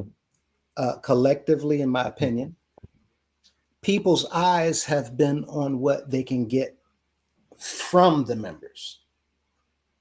Well, let me finish my statement then, just to you bring it home then with what you just said. Uh-huh. Because this church, what they literally did was, and I'm not even knocking or bashing the preachers there, but they are of a high caliber. And in the early 2000s, they did some church takeovers that ended up making headlines. And so you had this prominent preacher. Now, this is behind them now. So this now it has nowhere near a stain or a tarnish on their reputation. People don't even remember this. Okay, so just look it up, Google it. Church in Clinton, Maryland. Does a church take over? Doctor such and such and his wife, Doctor such and such. Just look up Google, and what you'll find is you'll see video footage of them actively doing a church takeover, and uh, those churches are now a part of their organization. But there's no shaking and rumbling these days at all. You would never know that there was an issue, right? But Mhm. the same thing is taking place here in the house of prayer. But we members, we have no idea, no clue. Looks I even looks like. well, look, it looks like that's what has taken place. And looking at some documentation I've seen, it looks like that may have taken place, it looks like, or it may have allegedly taken place a one time with the Baptist Church that is now United House of Prayer. I don't know how that happened, but um, I did see that there was an organization. It's documented on a deed, and they were originally a Baptist church. Well, what you're talking about is exactly what we're getting into this for, because, as I said, in regards to the property that I now own, um, without owning it, right? Hmm. I'm not saying that I use it, I'm in control of it. What I'm saying is, on paper, it's Hmm. mine. Hmm. The individuals who did what they did are not aware that I'm aware Hmm. that it's actually been filed.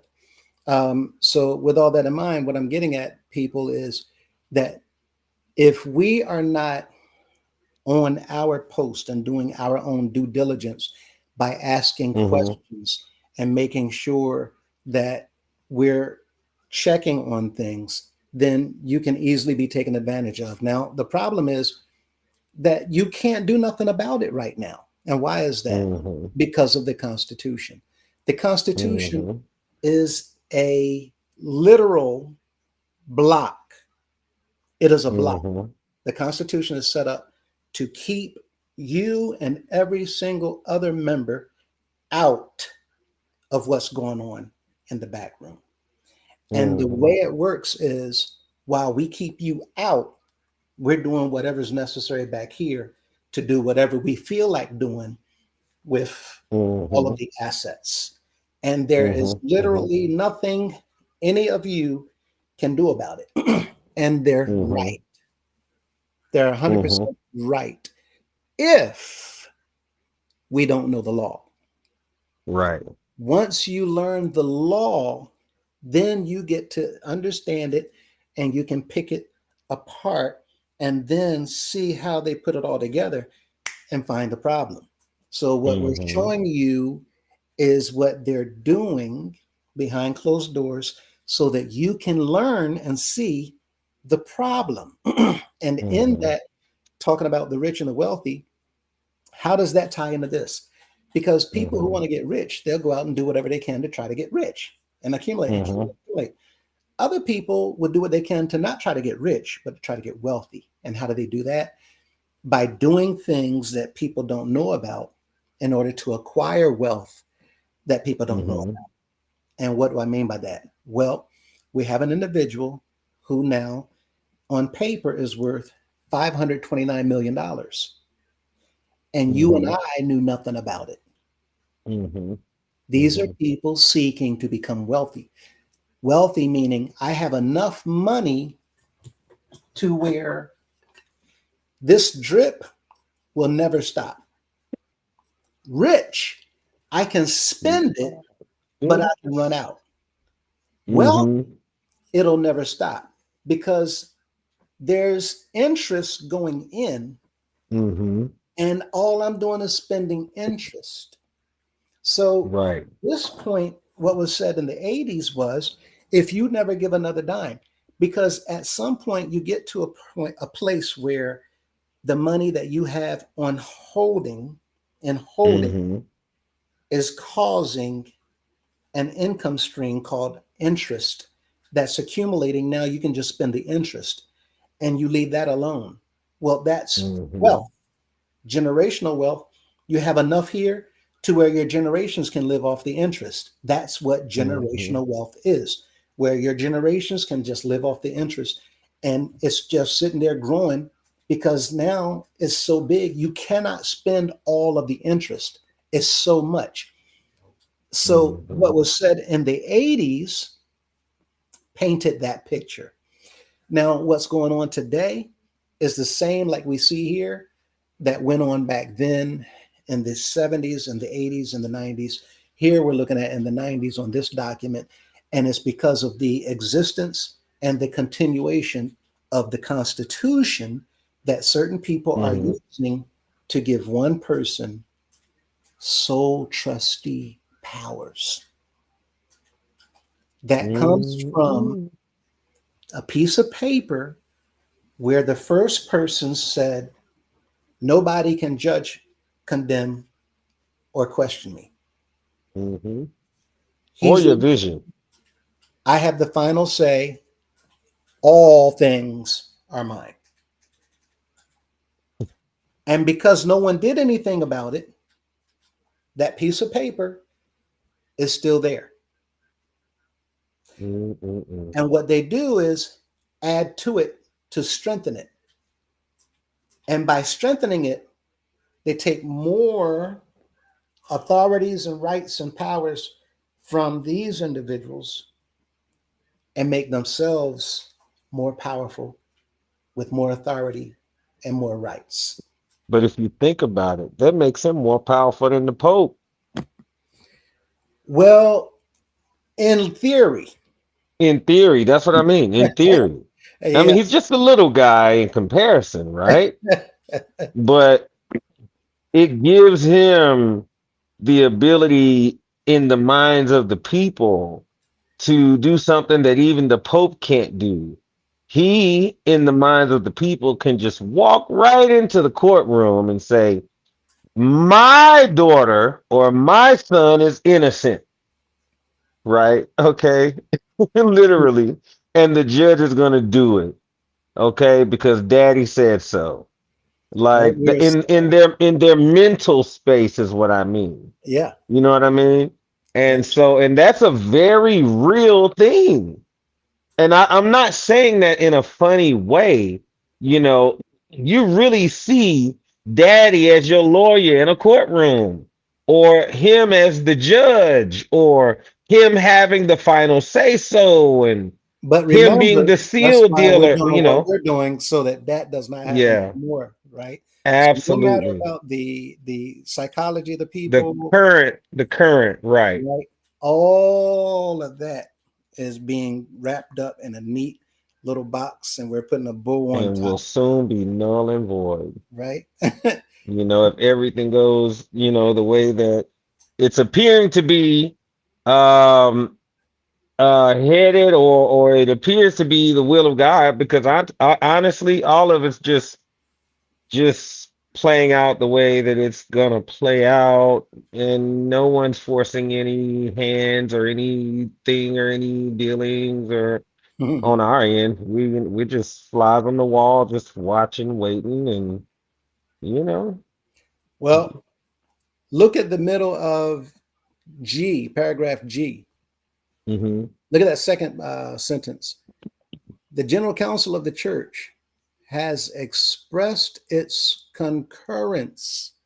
Do you understand what that means? Mm, The General they Council, agree. not the members, No. not the Oh, people, yeah, yeah, and not the members. not Correct. the organization. That's actually the deal breaker there, So what you're because it saying, is unvoted on, which well, I wanted to say unratified, but just to but break not it in the down, it eyes means. of the government, right? So Hmm. we know that, but the Hmm. government doesn't know that. And this is the problem Mm. because we Oh, think because it's been filed. They're not checking that's to the make sure point, that it's right. right? They're just accepting what you have filed, which means that the filer knew that that would be the case. They Because knew that they could what's skirt going on by. inside? What's going Well, on in they're the house of prayer? they're trying to make sure we're not having access to But any no, outside but what are the people doing? information sources. But what are the people doing? Well, as far as I'm concerned, they trying to get as In much the knowledge eyes of as the they law. can. In the eyes of Oh, well, in the eyes of the law, the people are being deceived and no, manipulated. right now, in the eyes of the law. Like right now, where the house of prayer is right now, Hmm. tonight, they're in New Hmm. York, and Oh, they're in support of. the members are in support of Hmm. every one of these things that's been filed. So the eyes of the Ooh. law think that we don't have a problem with none of this. Hmm. We're in Hmm. cahoots with all of it. Hmm. The That's a general bad counsel thing. says so. Ooh. The general counsel says that That they think that the body has no objections that's because of what's the been point. filed. Right. And that's why Hmm. that language is so important because the Well, general that's probably why they of try to the silence us church, as well, though, because if anyone has any objections, then they can't file a piece of paperwork like this. So you but it doesn't silence any matter. objectors. But that's the point, right? Right now, they're doing what they're doing in New York because even though we're doing what we're doing, Hmm. in the eyes of the government, Hmm. it doesn't matter because the people are Hmm. still in support of everything that's going on, Uh-oh. Yeah. right? Leave that So over. when the people see what's taking place, Hmm. it's not a problem because they're not doing anything. And as long as Hmm. the government sees the general Hmm. council of the church, that's the people, the believers, the Hmm. church has expressed its concurrence with Hmm. the execution of this deed for such purposes by adopting a resolution, a copy of which is attached here too as exhibit B. Is that a B? Let me see. Bravo. Let's Okay. see. B. Well, we got the page already. I'm gonna pull the page Okay. up. But for you all to understand, we're in cahoots. We're Hmm. yay, yay. We signed another property over to the bishop. He just paid Hmm. $10 to the organization. Right? That's us. And the people in the law, they think the people must be okay with it. Hmm. And Hmm. there must not be any problems. And as long as there's no problems, Question. Go ahead. Was there not a time where we shared something on screen or something to the effect of there not having been a member present to object something, but had there been a member there to object, um, then the House of Prayer would have lost that case, but because no one stood up or something to that effect. It's been a Yeah, long while yeah. In court, you since have to we have a plaintiff discussed and a that. defendant, and Mm-hmm. many times in court, attorneys are there, but you might not Mm-hmm. have their client. Sometimes that's Mm-hmm. done on purpose because what you all also don't understand is in your districts, the attorneys, the opposing attorneys, they work together. And a lot of times they want to hurry up and end this case.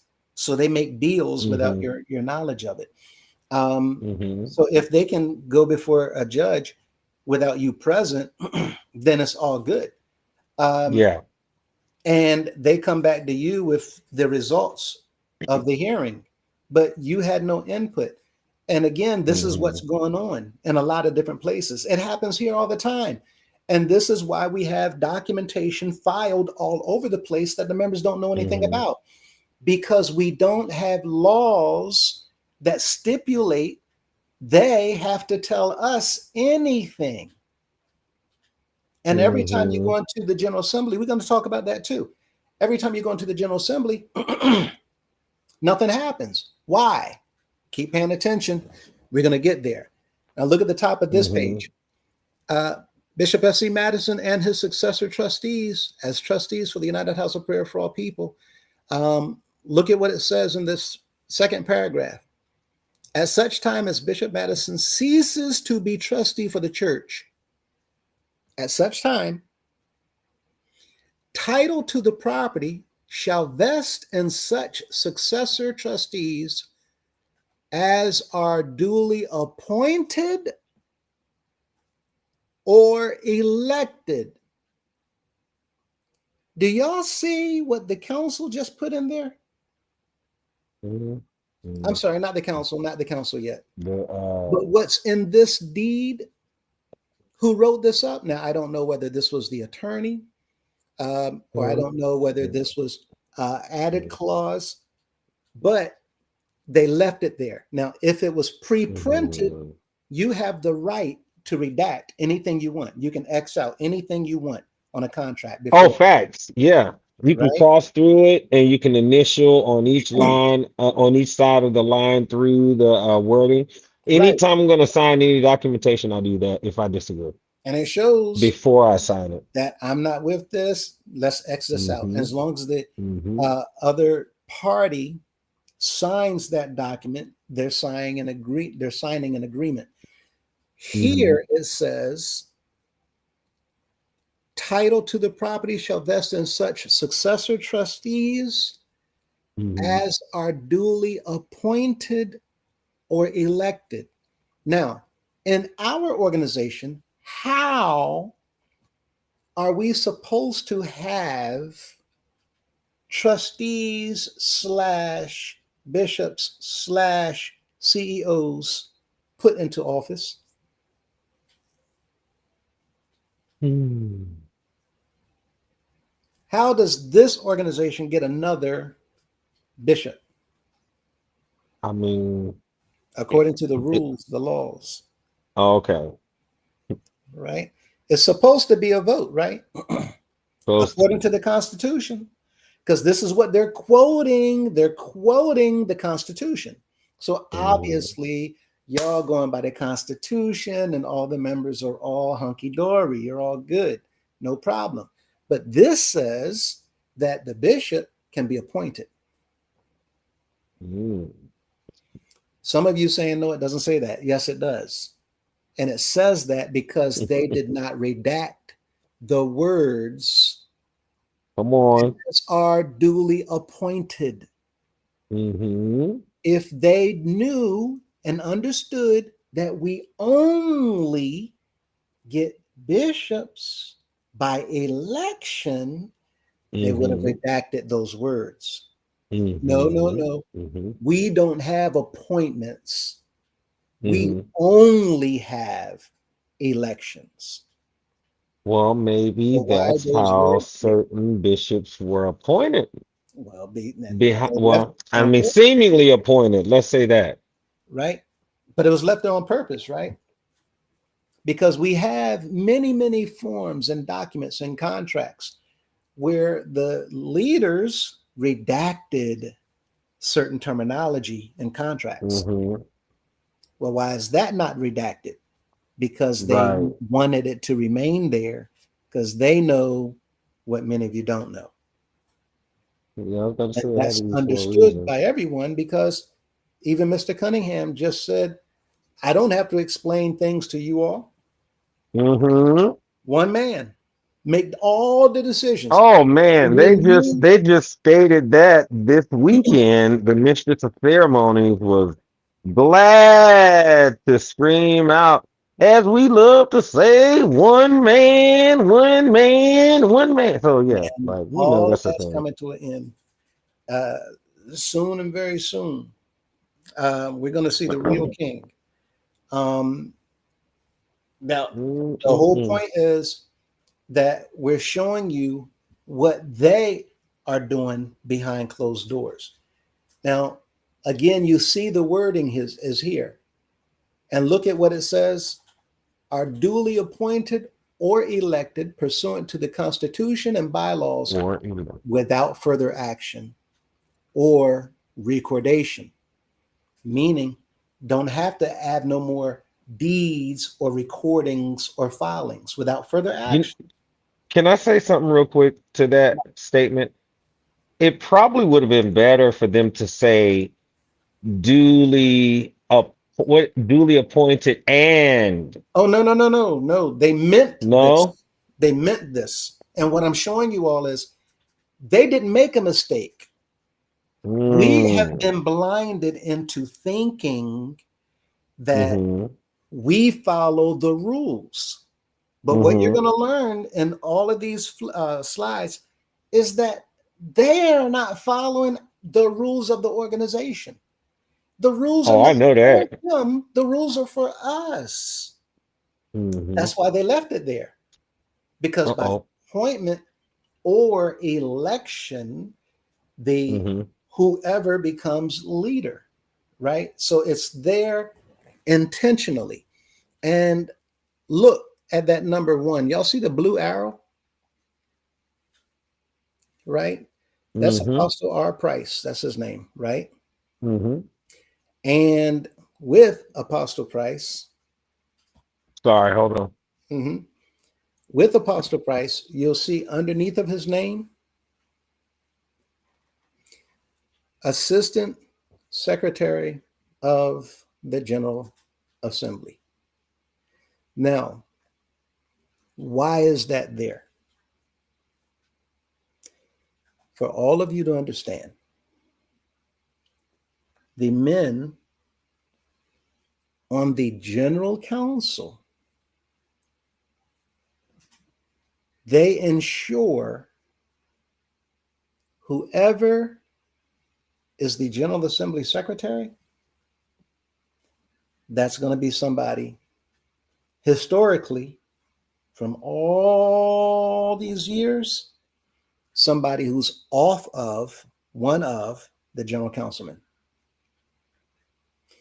Now, for the first time in the history of the organization this year in the General Assembly just walked away with a person who's now been installed as the Assistant Secretary of the General Assembly, who's not on the General Council. That person is Mr. Rodriguez Murray. He is now the My Assistant Lord. General Assembly Secretary. He is Yes, now he is. the individual who assists the General Assembly Secretary, who's Mr. Jimmy Jones. These two men Mm-hmm. are now the two men who are in positions to do things like this, to go whenever they're called upon and sign documents in the name of the organization as representatives of the members, as representatives of the collective body, so that when they No, sign, the not people not on the Jimothy. opposite side of that table are under the impression that they are Mm-mm-mm. signing on behalf of the people. Remember, the General Assembly Secretary, Mhm. their job, along with the assistant, is to keep eyes on the people, to I keep. just can't understand why he laughed at me. And this is is how this appears. You know, I'm laughing at him.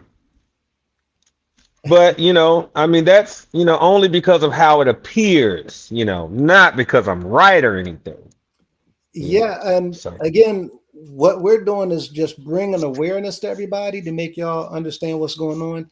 And the hope is that we can try to keep everybody unified.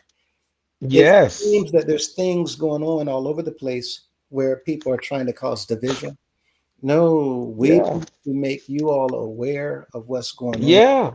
so that we, as the people collectively, will still be a part of whatever goes forward, and Yeah. need people to make sure that we're doing things according to the law as we're supposed to be. And what we're looking at is people working closely with the CEO. I mean, look at the form. Number two is Bonnie Malloy, Mm-hmm. right? That's Mm-mm. an executive staff person, works on the staff. You have Elliot Thompson, executive staff person, right? Mm-hmm. Works on the staff. Now, you have Apostle Price, Bonnie Malloy, Elliot Thompson, and here's the fourth person besides the first name that we came across was Brian Tucker. These are individuals Mm-hmm. that they're using. They're using them Mm-hmm.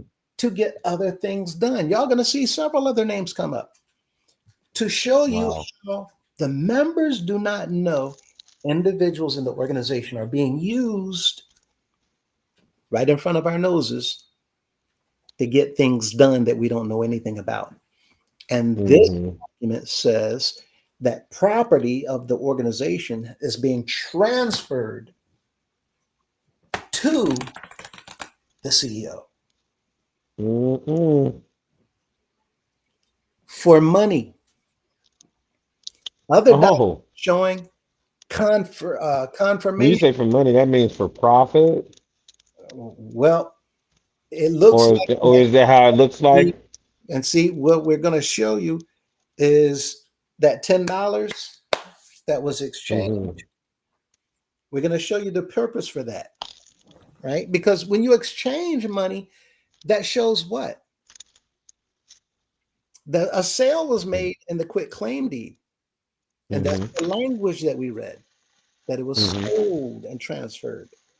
Mm-hmm. Here, this is confirming the beneficial, uh, the beneficiary who receives Mm-hmm. the benefit of the organization.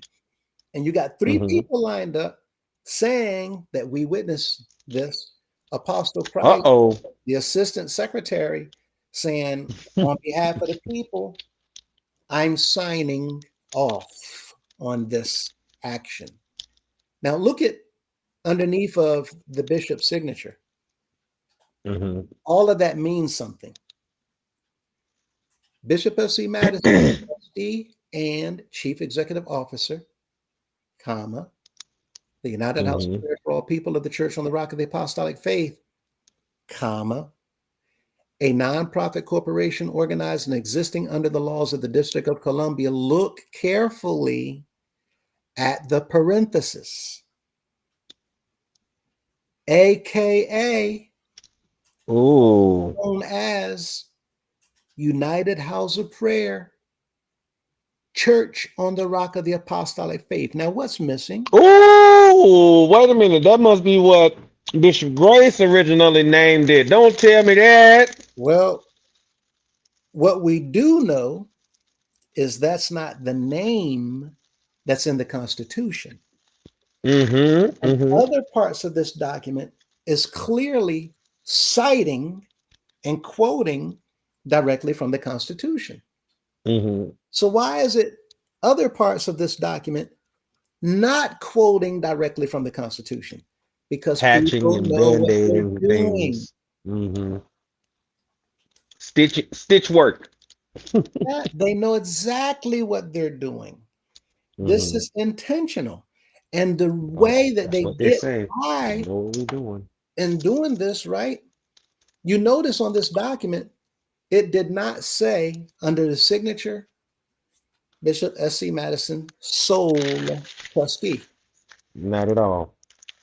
But above, you will notice that it talks about that language in this Mm-hmm. contract above.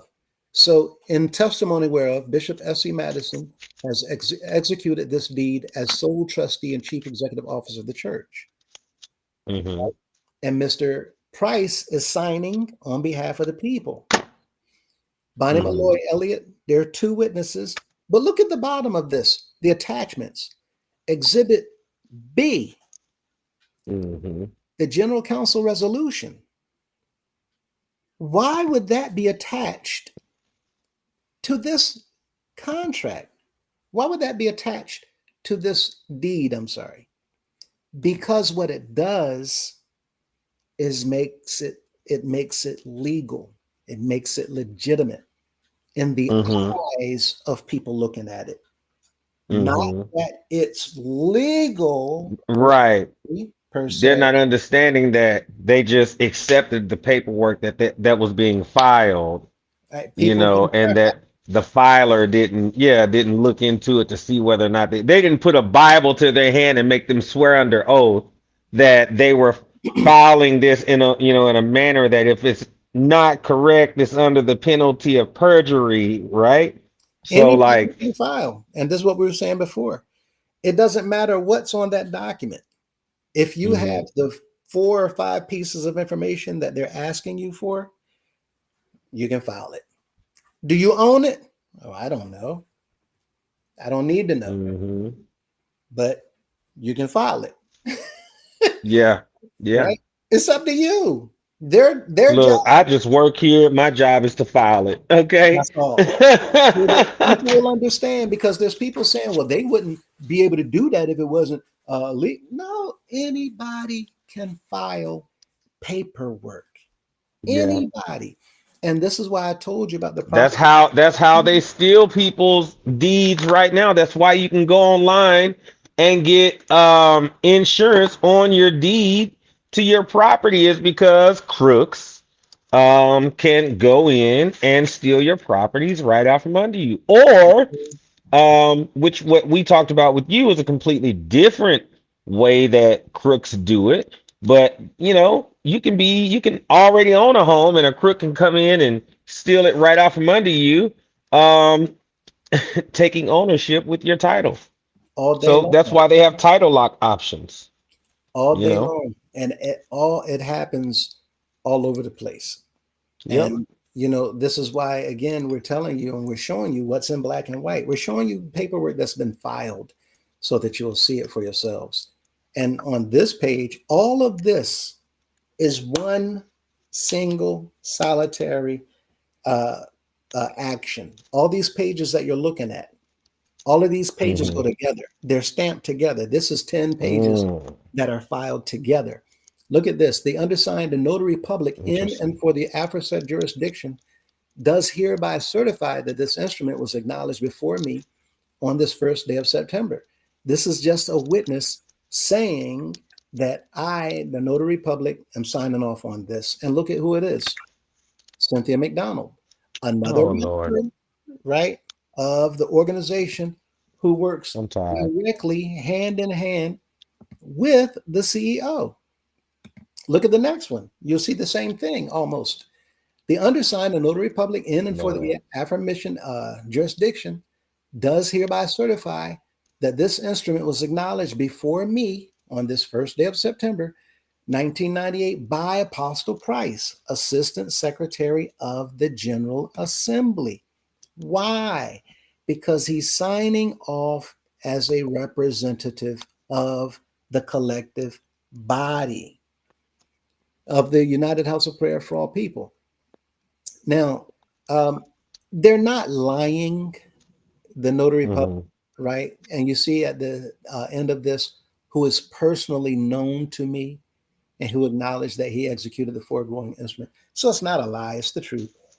But the problem Hmm. is they're signing off who's personally known to me as if it's just a friend or a coworker or somebody that I Hmm. know in the neighborhood.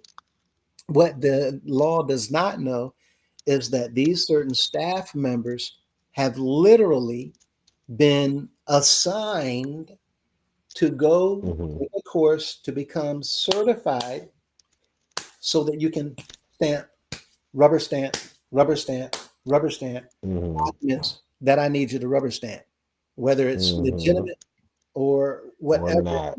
eyes of whatever, right? Hmm. But The that's clerk doesn't get, the clerk is not incriminated for what you file illegitimately. no, their They job don't is ever call the clerk in and say, "Hey, Mr. or Mrs. Clerk, you filed this paperwork wrong because, no, it's not like that. The clerk works for the government. They're their on the job. government's payroll. They're doing what they were hired to do. They're filing administrative work. So we just got to kind of like get a grasp of what that truly looks like. You know what I mean? It's just a job. Hmm. Again, if you look at the top of this blue arrow, resolution of the General Council. This is what I showed you in the last video in the beginning to show you that this is what's going on. Um, and it is the same document that the individuals had put together. Um, Hmm. and if you look at that second line, whereas the United House of Prayer historically has used variations of its name interchangeably with its formal name. Now, this Right. is Oh saying yeah, the General that's what I Council was is talking about aware earlier. of what's going on, right? They know that these names have been used interchangeably. They know this, they're aware of this. Hmm. This is all intentional. It's not by mistake, it's not oversight, it's not a mishap. Look at this third section.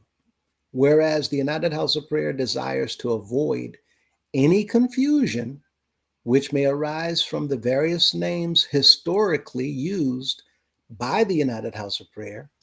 Now, is that the case?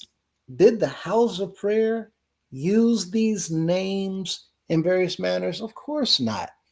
It's Well, people Brother Lewis, who use these names. Uh huh. here in the state of North Carolina, Brother Lewis, the House of Prayer filed a document, and that document lists the many different variations. It's coming up. Uh, Yeah, I have it on here. huh? Yeah, I have it on here. Oh, so Yeah. okay, gotcha. Okay, Again, zipping it. y'all going to be surprised because we're going into so very much to share with you Hmm. so that you actually see for yourselves why they've done what they've done and how it all comes together. Hmm. Um, Hmm. so Hmm. here, the general counsel has intentionally done all of this so that, well, I don't want to get ahead of myself, but look at this next They line. just they in cahoots. That's all that Oh, matters. absolutely. Whereas the Hmm. deeds, oh, wait a minute, let me go back. The various names historically used by the United House of Prayer in the deeds for its properties and desires to hold all of its properties in South Carolina in a consistent manner. Whereas the deeds to United House of Prayer property located in South Carolina describe the grantee. slash owner. Are you chewing? Sorry, I'm over here eating. Man, let me put you on mute, bro. I'm Yeah, over here grubbing, not gonna lie. I'm eating the egg roll. I yeah. thought you couldn't hear me. My bad. Hold on, mute. I wasn't sure. Um, the Sorry, deeds, sorry, y'all. Sorry. it's all good. The deeds to United House of Prayer property located in South Carolina describe the grantee owner in various ways, right? This is all intentional. The owner was described in various ways. The House of Prayer name was described in various ways, interchangeably, right? Used in different manners. That was all by design. Um, the deeds to the United House of Prayer property located in South Carolina describe the grantee owner in various ways, including but not limited to those listed on Schedule 1 attached here too, right? This is the form that Golden Boy was just talking about that has the variations of the names of the House of Prayer and the CEO. But look at this, it quotes another section of the Constitution. Property purchased by any minister or other persons belonging to this organization for the purpose of assembly of a congregation of this organization shall belong to this congregation, irrespective of in whose name title thereto is taken. Now, that's written in the Oh, I Constitution, hate that. I but hate that statement in the Constitution. just just because it's written does not make it true. I need you all Hmm. to understand this. The members has been under the impression this is law and you got to do what we tell you to do. Mm-mm. No law supersedes the law. I need everybody to understand that. When the laws of any organization contradict, conflict, or overrules a law of the land, then that law in and of itself Mm-mm. becomes null and void. No, sir. No, sir. Cause daddy, he's my rock. He's And my rock. I'm as telling you. your rock, we will all see. Matter of fact, we don't need to see Hmm. later Hmm. because we see now that Right. the bishop is making all kinds of changes Absolutely. because he understands the law Hmm.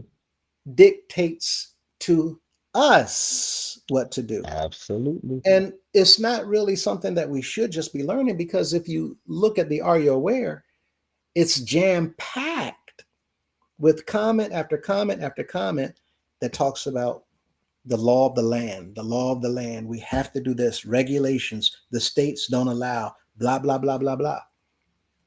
And all of that is there to make it look good for people, as well as to get you and I to comply with those rules that were put there.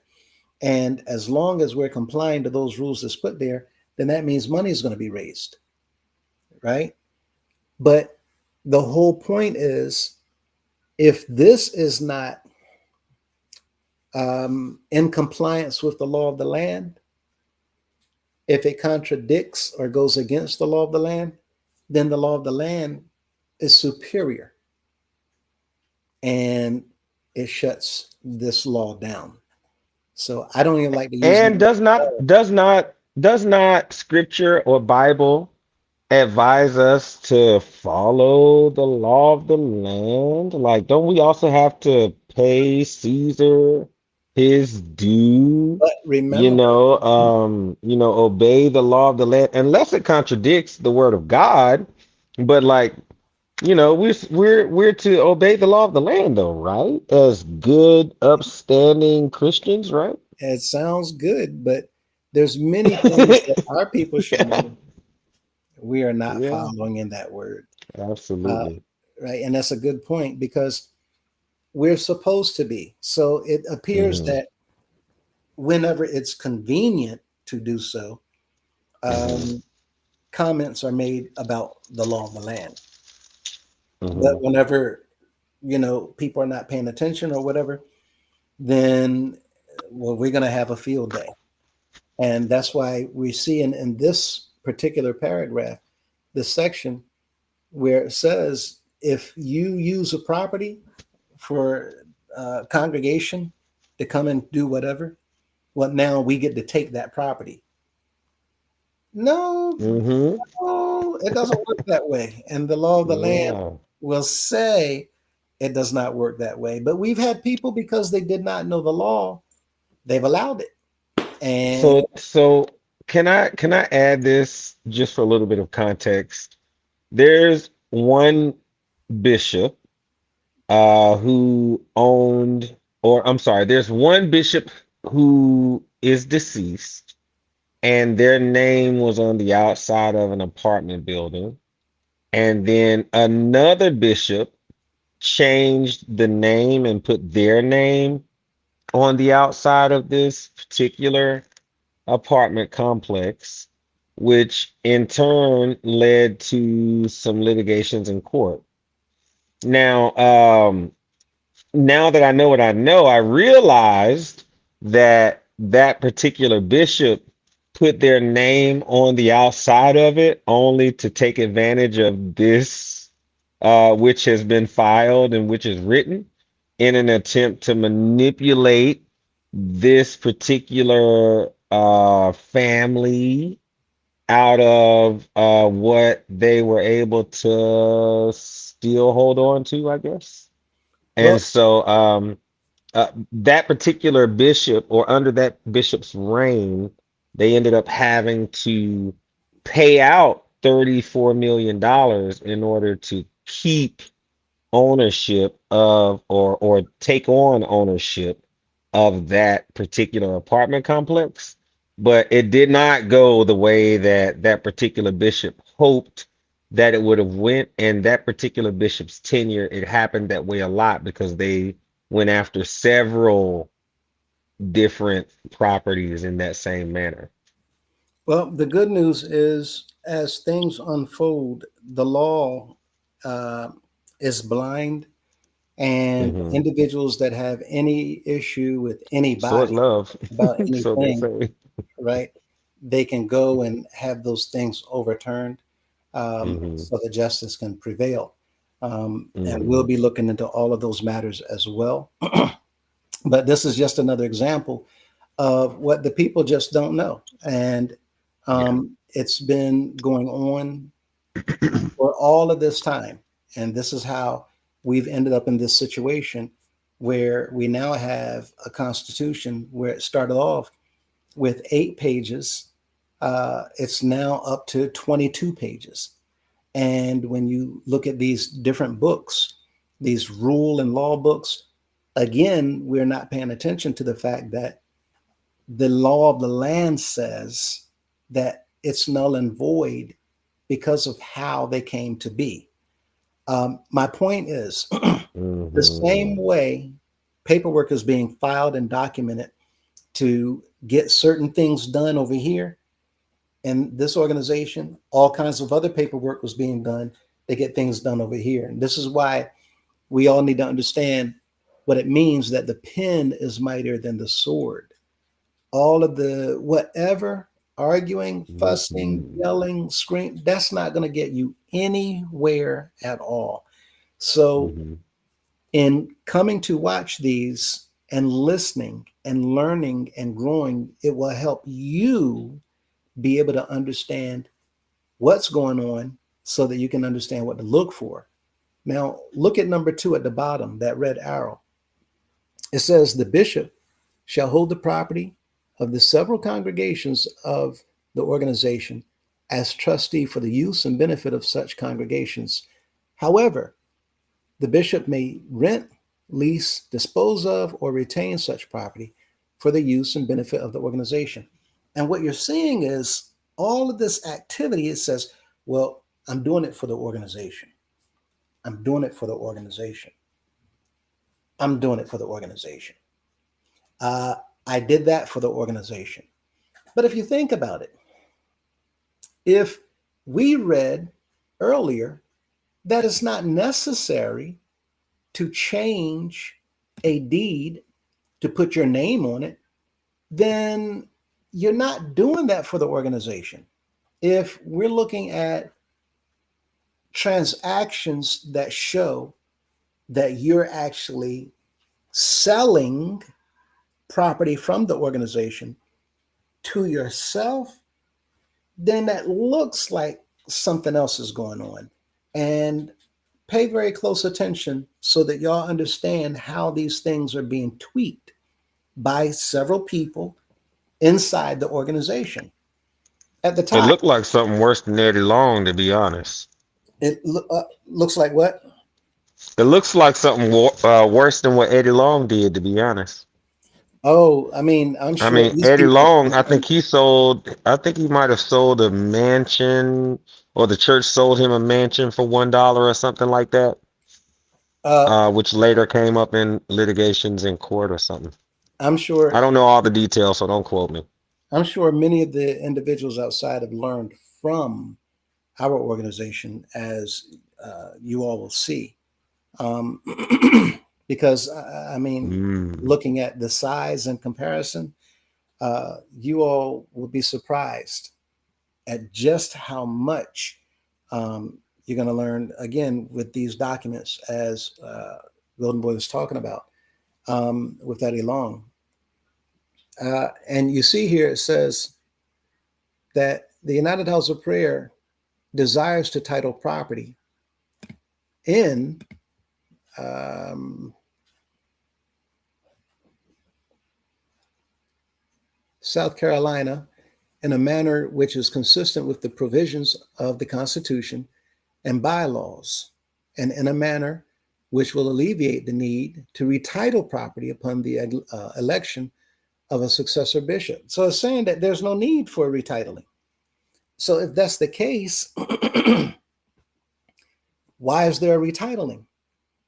Why, if this is in specific language, expressed language, why then is there a need for a future successor to come forward and change a deed into his name? It looks like these things are not being done on behalf of the organization, especially once again, when you're paying money to transfer things into your name. And since the people are not aware, well, $10 will suffice. I'm going to show you all where $1 was used. Anyway, to get things done outside the knowledge of the people, you'll see it. $1 was used on many occasions. It says here, whereas the General Council of the United House of Prayer concurs with such retitling, again, they're speaking on behalf of the members by giving the impression that they are acting as a board of directors. And just to be certain, just to cover themselves, make sure that the General Assembly Secretary or its assistant, they sign it. But look at this. Watch this carefully. Look at the green highlight. Sylvester C. Madison and his successor trustees, as trustee for the United House of Prayer for All People of the Church on the Rock of the Apostolic Faith, a nonprofit corporation organized and existing under the laws of the District of Columbia. Okay, and that's something else that we talked about, because under the laws of the District of Columbia, you're supposed to have a board of directors. So we, the members, know of no board. But on paper, what they've consistently shown different collective bodies and municipalities is that we do have a board. So if they're showing that we do have a board and individuals in here working along with, they're acting like we have a board, but the members don't understand what they're doing and they don't know that they're acting like a board because we're of the impression that there is no board, then it appears that there's some intentional deception taking place, Right. right? Absolutely. And so here, where you see adopted by the General Council of the United House of Prayer, sitting in Washington, D.C., that's there for a reason. It is to serve and satisfy legal requirements. And it strengthens the language on this deed because we met. When it says sitting, we met, we deliberated, we discussed, we talked about, and we concluded that yes, we concur with this retitling. This is what this is for. And look at that signature. Apostle R. Price, look at the bottom of it. Clerk of the General Council. This is the resolution. This is not the deed. Remember, he signed the deed as the Assistant General Assembly Secretary. That was his position on the deed. For the resolution, he signs it as a member of the General Council. See, you have to understand how this is working. Some men are working on some pieces of paper in one capacity. On another piece of paper, they're working in another capacity. So what we saw here is Mr. Price on the deed, he's serving as the Assistant General Assembly Secretary. On this resolution, he's serving as the clerk of the General Council. In order to make sure everybody understands, as the clerk, I'm signing to confirm that this was the conclusion of our discussion when we had our sit-in meeting in Washington, D.C. Look who signed the bottom of it. Apostle S. Guy. For those of you who remember Mr. Stanley Guy out of Newport News, Virginia. And look at how he signed it. As judge of the General Council. See, all of this is necessary because we have to make sure that the authorities know that we, the General Council, we approve this. We stand behind it 100%.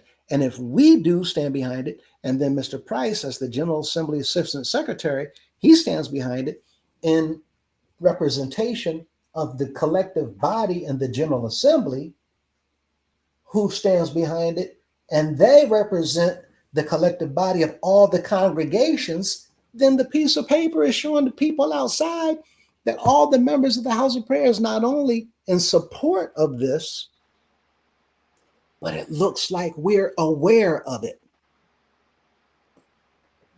And this is where the body around the CEO does their best work for him and does the worst damage for the people. That's what it looks like. And look at who signed the bottom again. Cynthia McDonald. Now, in all of this, when you Oh, that's see, 12-12. huh? No, I was just saying it's 12-12. That's such an apostolic number. Anyway, sorry. When you see this is what we were talking about earlier. The Schedule 1, Mm-hmm. Bishop W. McCullough, trustee for the United House of Prayer for all people of the Church on the Rock of the Apostolic Faith. That's one variation. So this list is all the different variations that we are aware of up to date. and we're going to put them all on one document so that you understand in South Carolina, when we file this document going forward, any document that you find with Bishop W. McCullough, trustee for the United House of Prayer, or United House of Prayer for all people of the Church of Rock and Apostolic Faith, Bishop W. McCullough, trustee, or House of Prayer, Bishop McCullough, or Bishop McCullough, House of Prayer, or United House of Prayer, or House of Prayer for all Mm-hmm. people. Any of these variations on this list Mm-hmm. are still under the authority and control of this man right here on this document, including, you see the green highlight, Bishop's Mm-hmm. Grace, Mm-hmm. right? All the variations that he signed in his day. And when you look at Mm-hmm. this page, right, you have some static on your end. Oh, that okay. Hold on. Yeah, let me fix my mic. I got a fan and a AC. Hold on. And when you look at the top, you There see you go. Is Bishop that Grace. better? Yep. You Solid. see Bishop Grace. It continues in all of these variations. All of these variations, it says that we concur with this retitling so that any of these names, they still fall under this document. And under this document is the control, the authority, and the lead way to do whatever this person desires to do as sole trustee. Now, that Uh-oh, actually sorry. hurts the organization, Yeah. right? That hurts the organization. It certainly doesn't help the organization. Mm-hmm. Um, and by doing that, it allows that one person to do whatever he likes.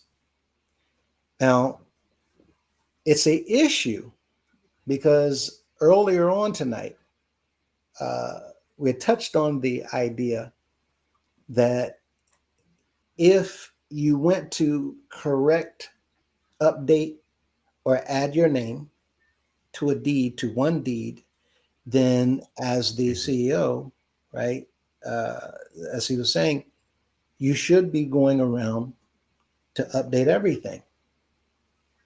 But going on 3 years later, what we see as of today, currently, is a uh, a property at 1200 Fifth Street, Northwest Washington, D.C. The assessed amount is $15,481,500. That's what it's assessed for. And this property is in the name of Bishop A.D. Cunningham, trustee, just like the property that was down in South Carolina that you saw earlier, right? I think it was Rock Hill. And what you see here is 1200 Fifth Street. It actually has a balance due,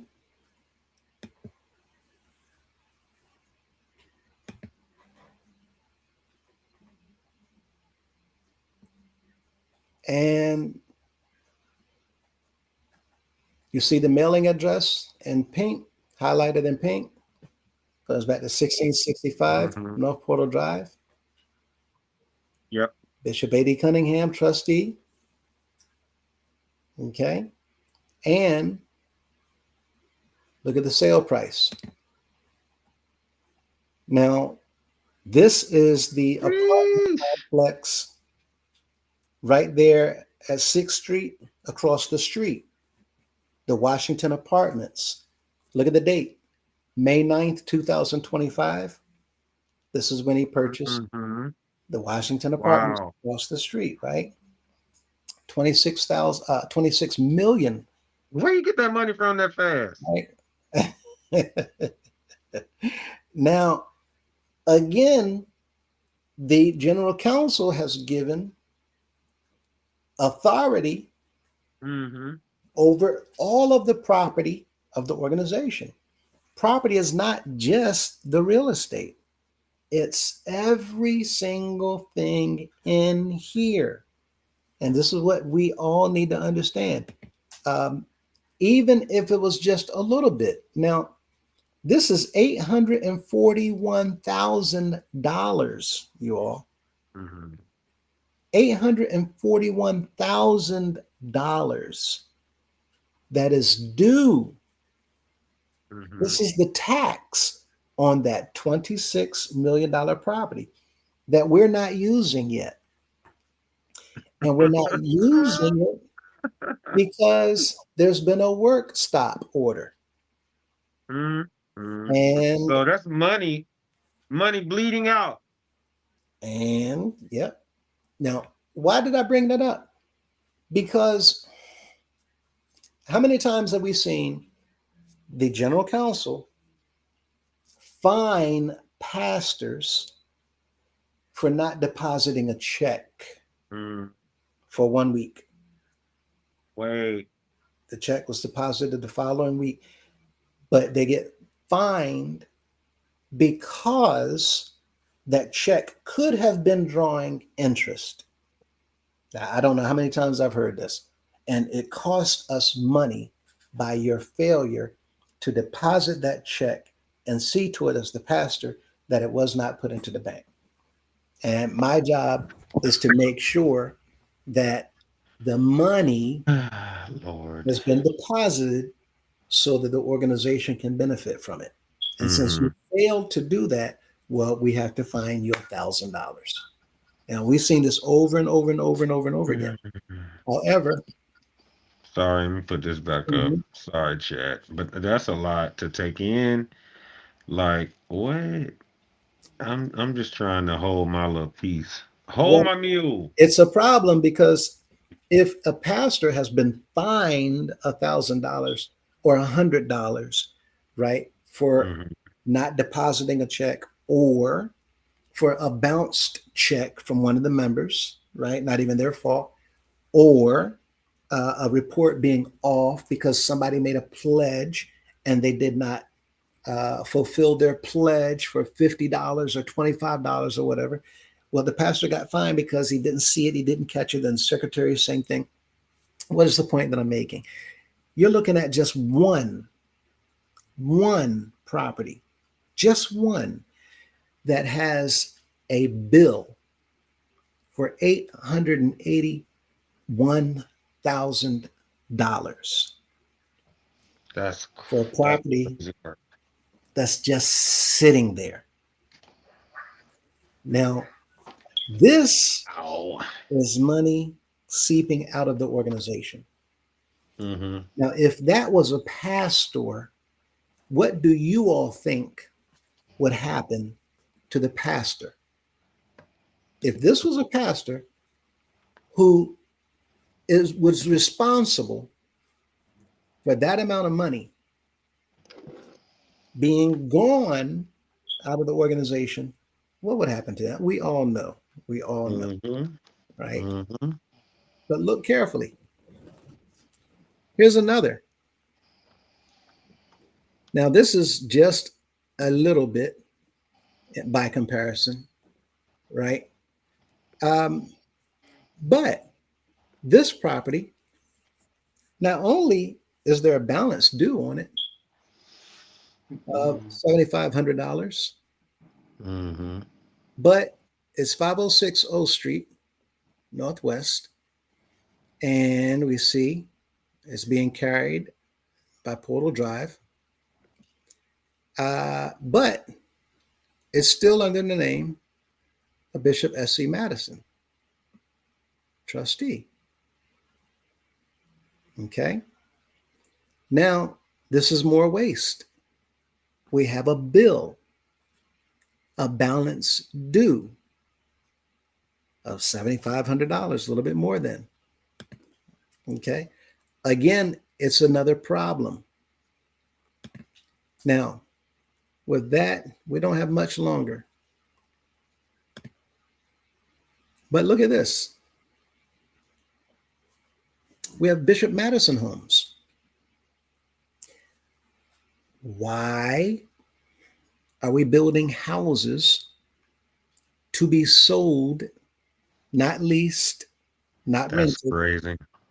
but sold? These homes will be for Crazy. sale in Charlotte, North Carolina, and Mm-hmm. called Bishop Madison homes. Now, what we're looking at is the decisions that Mr. Cunningham said that he has to make all by himself. Nobody gets to have any input. And as sole trustee, right, he makes all these decisions. He governs everything. He rules over everything. He has to look into everything. He has to approve everything over this huge, even if this organization was tiny, we should not be looking at what we're looking at. Now, even though Mr. Cunningham is currently on paper CEO, the question goes back to why, if he changed the deed into his name in South Carolina, Rock Hill, then why did he not change the deed to his name at 502 O Street? Why are buildings being built, Madison homes, why are they in Mr. Madison's name? And why are they not? Help us, Holy Ghost. Huh? I said, help us, Holy Ghost. But, just a little saying that we say, help us, Lord. Help us, help us.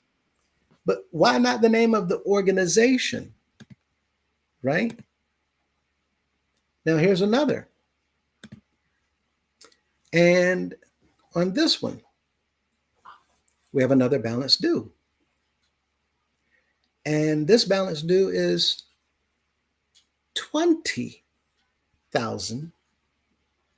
$20,456.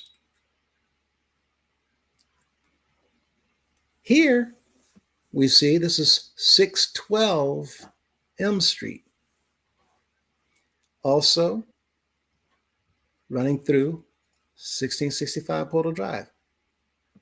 But this one, if you look at the bottom, you'll see it's in the name, the owner, Bishop C.M. Bailey, trustee.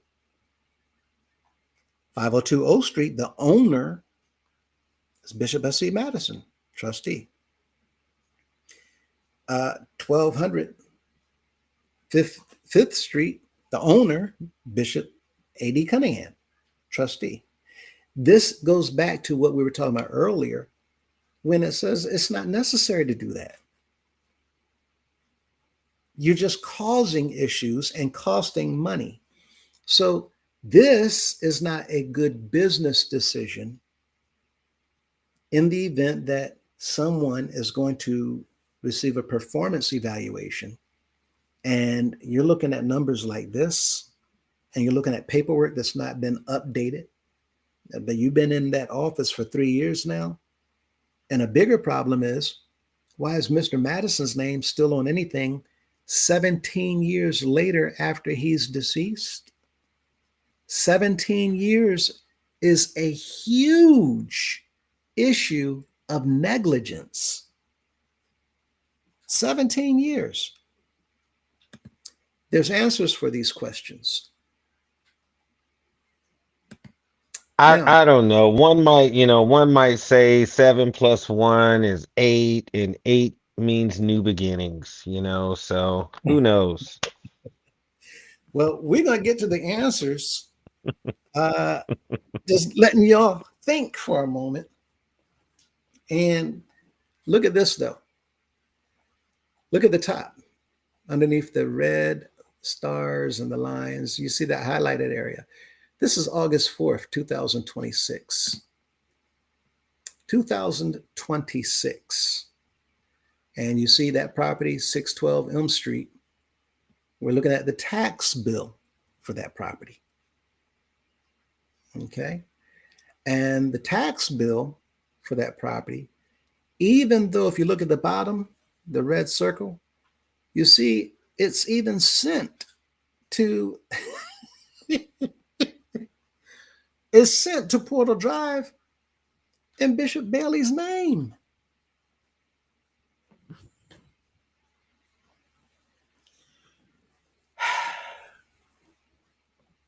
Okay, let's pay a closer attention.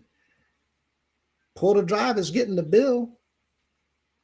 His name is on it. Obviously, you're reading Wow. Bishop Mm. C.M. Bailey. You're Hmm. obviously reading Bishop S.C. Madison. I wonder what the questions would be if I was still pastoring and I'm in council and you all are asking me, why is the former pastor's name still on the bank resolution card? Why is the Hmm. former pastor's name still on the utility bills? Mm. When he come out, Mr. Lewis, your name's supposed to go on the bill. Well, we so smart. Former mean, former mean, he helped formed it. So, they just don't leave it how it is because he's a former. No, So, right? I But don't know.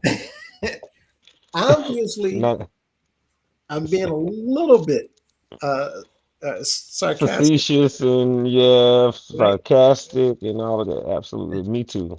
So, yeah. Because we just said earlier, it's not necessary to put your name on it, right? Right. The bills coming to Porter Drive should be in the name of United House of Prayer for All People, period, Mm-hmm. and stay there, period. Mm-hmm. But there was a reason that these individuals put their names on these documents. There's also Mm-hmm. a reason that these individuals' names are still on these documents. And you see, Mm-hmm. the date is August 4th, 2026. That's this month. You see that he got the bill, Mm. and he might not be there, but the staff got the bill. They got the bill last, Mm-hmm. right? They got it in the name it was intended to be in. You've been 3 years now, but the name's not Mm-hmm. changed. And look at the top of this under the property address. Uh, Again, 612 Elm Street, and look at the assessment. That property is assessed at $2 million. Okay, 2,200,000. And here, the blue highlight, 2026 second half tax is $9,400. Now, if you look at the pink highlight, you'll see the first half of the year, that tax is $9,400. But there was a penalty. The penalty is $940. And there's interest on the fact that it was not paid on time. And that interest is $705. So now that's over $1,640 and more money that's wasted. And that gets added to this total. And so right now, the total is $20,456. Question Now though. uh-huh. Um, Off subject, but on subject. So if the leader ain't paying his bills on time, then he probably doesn't care if the members are paying their bills on time, right? Well, the problem is you've seen on one of the deeds that they're quoting right out of the Constitution. Mm-hmm. And according to the Constitution, which we're going to show you tonight. The purpose is to establish, erect, and maintain houses of Mm-hmm. prayers. So the Does say money that. for the utilities in every house of prayer is Mm-hmm. supposed to be, according to the Constitution, coming from the headquarters. The Mm-hmm. headquarters will be paying all of the utilities Oh. and the maintenance. They're supposed to be Mm-hmm. paying for any maintenance issues, any replacement of equipment. When it comes to the grass cutting and the taking care of the concrete and the roofing and the parking lots, Mm-hmm. to establish, erect, and maintain. Now we have Mm-hmm. hundreds of billions of dollars going into building projects that has Mm-hmm. nothing to do with the purpose of the organization, which is to Mm-hmm. establish, erect, and maintain houses of prayer. Prayer. We're not Mm-hmm. connected. But remember we said that that was very strategic of them on a live that you and I did months ago. We pointed out the fact that it was very strategic for them to call these churches houses. Absolutely. Again, they know what they're doing. The intent behind all of this is to deceive the people, Mm-hmm. right? Yep. And therefore, it has worked. And now, when people talking about celebrating 100 years, um, we're really celebrating 100 years of tactics like this Mm-hmm. that individuals somewhere else will determine whether or not the conclusion is that individuals have been committing fraud or illegal activities. Now, this is what a lot Mm-hmm. of this is appearing as if those are indeed the facts. But Mm-hmm. because we're not the ones who sign off on anything and make changes, Mm-hmm. we have to leave it up Mm-hmm. to them. But we have to, at this point in time, bring to the members' attention this is what's actually going on. And you're looking right at it. I mean, this is a bill that goes to Mm-hmm. Mr. Cunningham, and it's supposed to be to pay the taxes on a property that's still in the name of Mr. Bailey. And Mm. right now, it says if the amount is not paid by August 31st, well, then it goes up a little bit more. And if it's not paid by September 15th, then it goes up a little bit more. And what we're looking at is interest and penalties being added to the past due amount. And what that means is more money being lost to pay for Yes. something later that we should have been paid for, that we should have paid for already. But we can't say we, because the members are not Mm-hmm. in a position to do anything since the members have been kept out of the decision Mm. making process and anything to do with the finances due to the members' ignorance of how all of this has been set up. This is gonna make Miss Mintz and I wanna probably look back into the taxes that are owed in District of Columbia because there was one time where we were calling for like what's up with these taxes because it was so much that was owed and we gave deadlines for when it would increase. And all of this is within the District of Columbia. And so it's very interesting that we're talking about a whole nother property that wasn't even um, I mean, looking at the Included. address 612 M Street, that's Mhm. close to, but I don't think that was one that we were looking at. Oh no, there's So, a lot of properties that you all are going to find out that many of us know nothing about. Nothing whatsoever. well, Nothing. And I do mean a lot of properties. I Um, believe it. I'm not going to show lists tonight. Like I said, we're Mm-hmm. looking at one specific transaction, and we're going to go back to some of those points on the transaction. But this Mm-hmm. is just to show you how there's other properties still in the names of deceased leaders, right? Deceased bishops. Yet the Mm-hmm. bills are still going to the headquarters where Mr. Cunningham is supposed to be, and they're supposedly getting paid. And we see evidence where some are not being paid; they're lagging. But yet, it Mm-hmm. allows us to understand that all this money that's being collected on a weekly or almost day-to-day basis, as he's all over the place, taken. Well, what's Mm-hmm. going on with this money?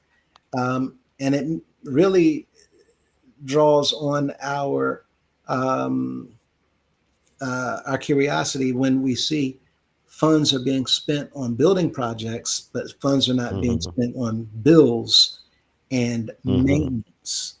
And so, Mm-hmm. again, we're going to get into some of this a little bit later on, but look at how interesting this continues to unfold.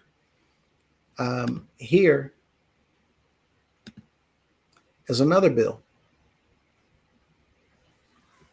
and this bill is for 610 M Street. And you Mm-hmm. see the Right assessed, there next to each other. mhm, the assessed value. The assessed value is always lower than the actual market value. And the reason why the Mm-hmm. city's assessed value is always lower, it's always right around two-thirds, Mm-hmm. somewhere between two-thirds or uh, right around three-fifths to two-thirds, maybe less than three-quarters, but it's always lower. People say, wait a minute, why are you assessing my property so low? You don't want to Yeah, I argue definitely about did when I bought my house and I saw what the state or the county assessed it at. I'm like, that. what? No, you don't want to argue with that. You want your Yeah. assessment to be low because that's Yeah, yeah. going to uh, determine how much your tax is going to be, Taxes are yes. right? So when Mm-hmm. they assess a house, if your house is worth 100,000 and they assess it at 68,000, we don't want Mm-hmm. to complain. We want to say Right. Mm-hmm. because that's money Mm-hmm. saved because they're only going Yeah. to tax you on that $68,000 assessment. And they Mm-hmm. do that Yeah. because they know the assessors, tax assessor's office, they know that property values fluctuate. They go up, they go down Mm-hmm. all the time. Sometimes, and it's rare, that the value drops down below the assessment value. So then they'll Mm. decrease it. But when it shoots up, Wow. they have to increase it. And for Mm-hmm. everybody who doesn't understand what just happened with the real estate market, many people thought that they were safe when about 4 years ago the market was crazy. Mm-hmm. People had FOMO, fear of missing out. People buying houses without even looking at it. People lining up to look at it. It was ridiculous. Well, Mm-hmm. people who was already in a house, they said, "I don't want to sell. I'm not selling." Other people sold their houses like crazy, and they took Mm-hmm. advantage of that market. Other people who bought homes ended up stuck because the Mm-hmm. market shot up and they bought a house up here higher Mm-hmm. than the house is really worth. So when the price, Mm-hmm. the market dropped back down, now they're upside down in the real estate. They got a mortgage this high, but the value of their home just dropped. Now, a lot of Mm-hmm. people said that I'm safe. I have a house. I'm not going to deal with this foolishness. I know it's going to drop. But for those individuals that are retired, while the market rose, your assessed Mm-hmm. value of their home the next year, it rose a little bit. But Mm-hmm. because the market was still increasing, the assessor raised it up a lot. So now, by the time the market Mm-hmm. drops down, a lot of people, homes ended up in foreclosure because they could not afford that ridiculous amount of tax now that they Mm-hmm. owe, even though they're retired, because the market affected your taxes, even though your house might be free and clear. Anyway, Mm-hmm. my point is that the properties that many of the properties that the organization is holding, it has a property tax because every property that the House of Prayer is holding is not serve a charitable cause. It's not Hmm. serving a charitable cause. So if the property is not serving a charitable cause, if it was, it would have a tax code so that the assessor would Hmm. see, okay, this is a charitable cause. We're going to change the assessment and we're not going to hit them with a normal assessment. We're going to decrease their assessment, thereby decreasing the amount that they owe on their taxes. Hmm. But every Hmm. property is not. So some houses and some sanctuaries or some businesses, you'll see high tax and low, Uh-oh. very low tax. And you're about to see another one coming up. So here at 610 M Street, if you look at the green, you'll see 2026 second half. There is no first half because it's been paid. The second half is showing and reflecting a $6,000 debt, right? Um, Now, with that in mind, it's just a bill. It's going to be paid.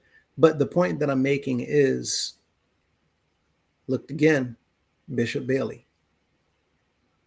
Now, there's only two that you see here, but there's a litany of properties all over the place.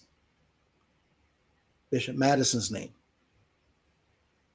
all over the place. Um, Bishop Bailey, sporadic here and there.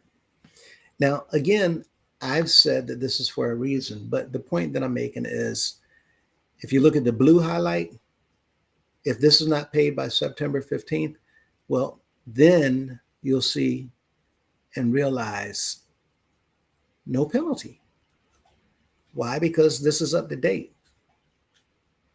And only when you get so far, like here, if paid by the 16th, you'll see the amount go up. And it continues because interest is being applied. And again, this is a problem because the pastors, they are fined when this happens. Now, look at this property here. This is, if you look at the bottom, you see it's valued at nearly 1.9 million. It's 18, 1.8 million, $52,000. This is 506 O Street. Okay. Now, this was the home that we saw. The paperwork goes to Portal Drive, and it's owned by, on the paperwork, the tax assessors, the tax bill, is owned by Bishop S.C. Madison. Okay. This isn't this isn't the house I'm thinking it is it? I'm sure you're thinking correctly. Oh wow. Mm, interesting. You see, 506 O Street, Northwest, Washington, D.C.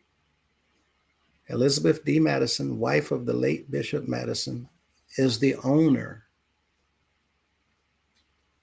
and the client of Suzanne Realty Architecture. This is actually, according to what this is saying in this article, this property actually is owned by Ms. Madison. 506 O Street. And when you go back, what do we see here? This is 506 O Street. Okay. And when we go back even further, what are we looking at? That's 612. Let me go back. So I'm just sharing with you all that this is indeed the same property. I don't know how I'm missing this 612. Um,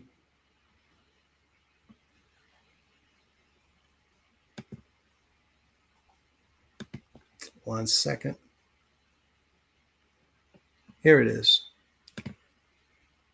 Showing you that this is the same property, 506 O Street. The taxes that is due, $7,569. You see that the bill's going to Portal Drive. And you look at number 3, arrow, you see it's the owners, Bishop S.E. Madison trustee.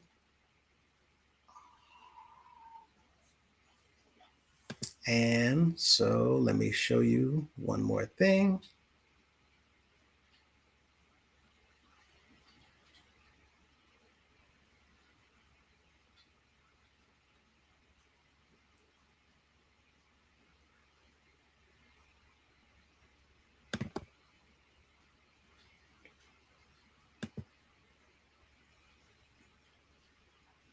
We need to expand that picture. That's the picture of the house. This shows the ownership, 506. And here is the tax bill. You see the date at the top? My bad, I was muted, but when you get back to it, I can expand it. Right here. Let me open this one. Boom.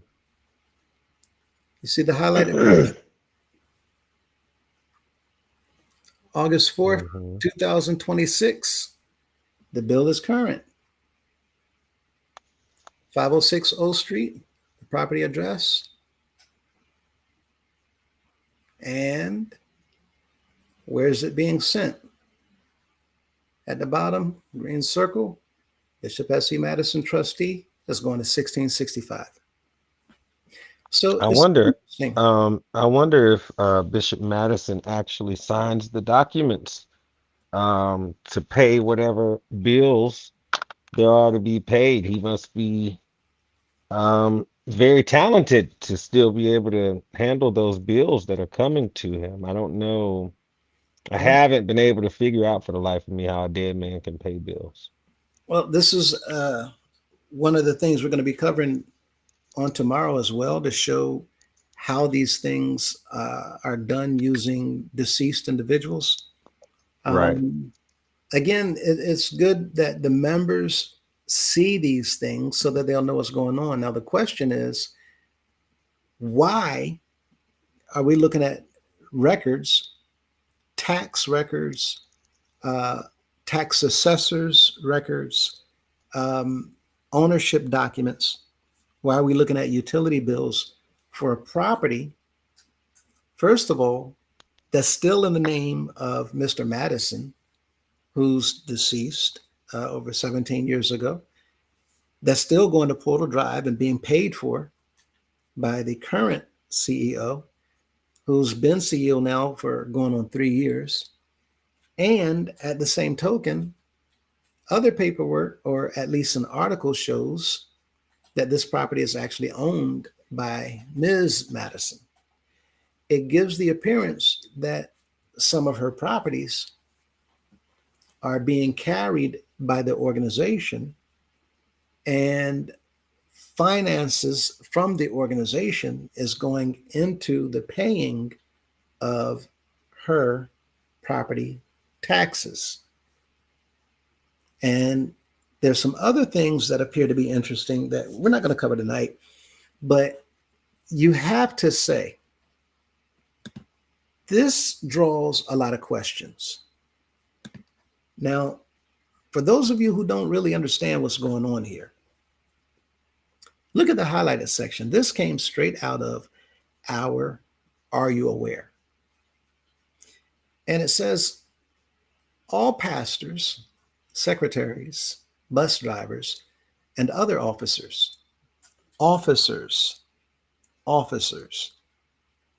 must be 100% for the organization, 100% for the supreme, a tithes payer, and G class worker. These individuals should be of good moral character.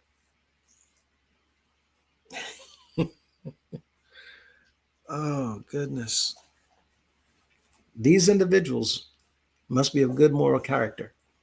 Pastors, secretaries, bus drivers, officers who are 100% for the organization, 100% for the bishops. Why would they put that there?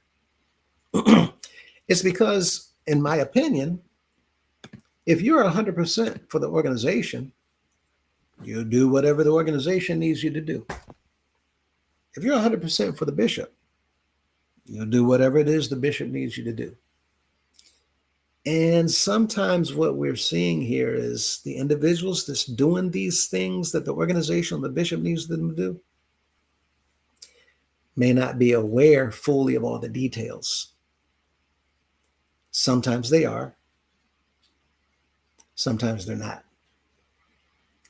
And as a result, individuals are putting themselves in some very sticky situations. Now, what we touched on so far tonight, we're going to pick up tomorrow.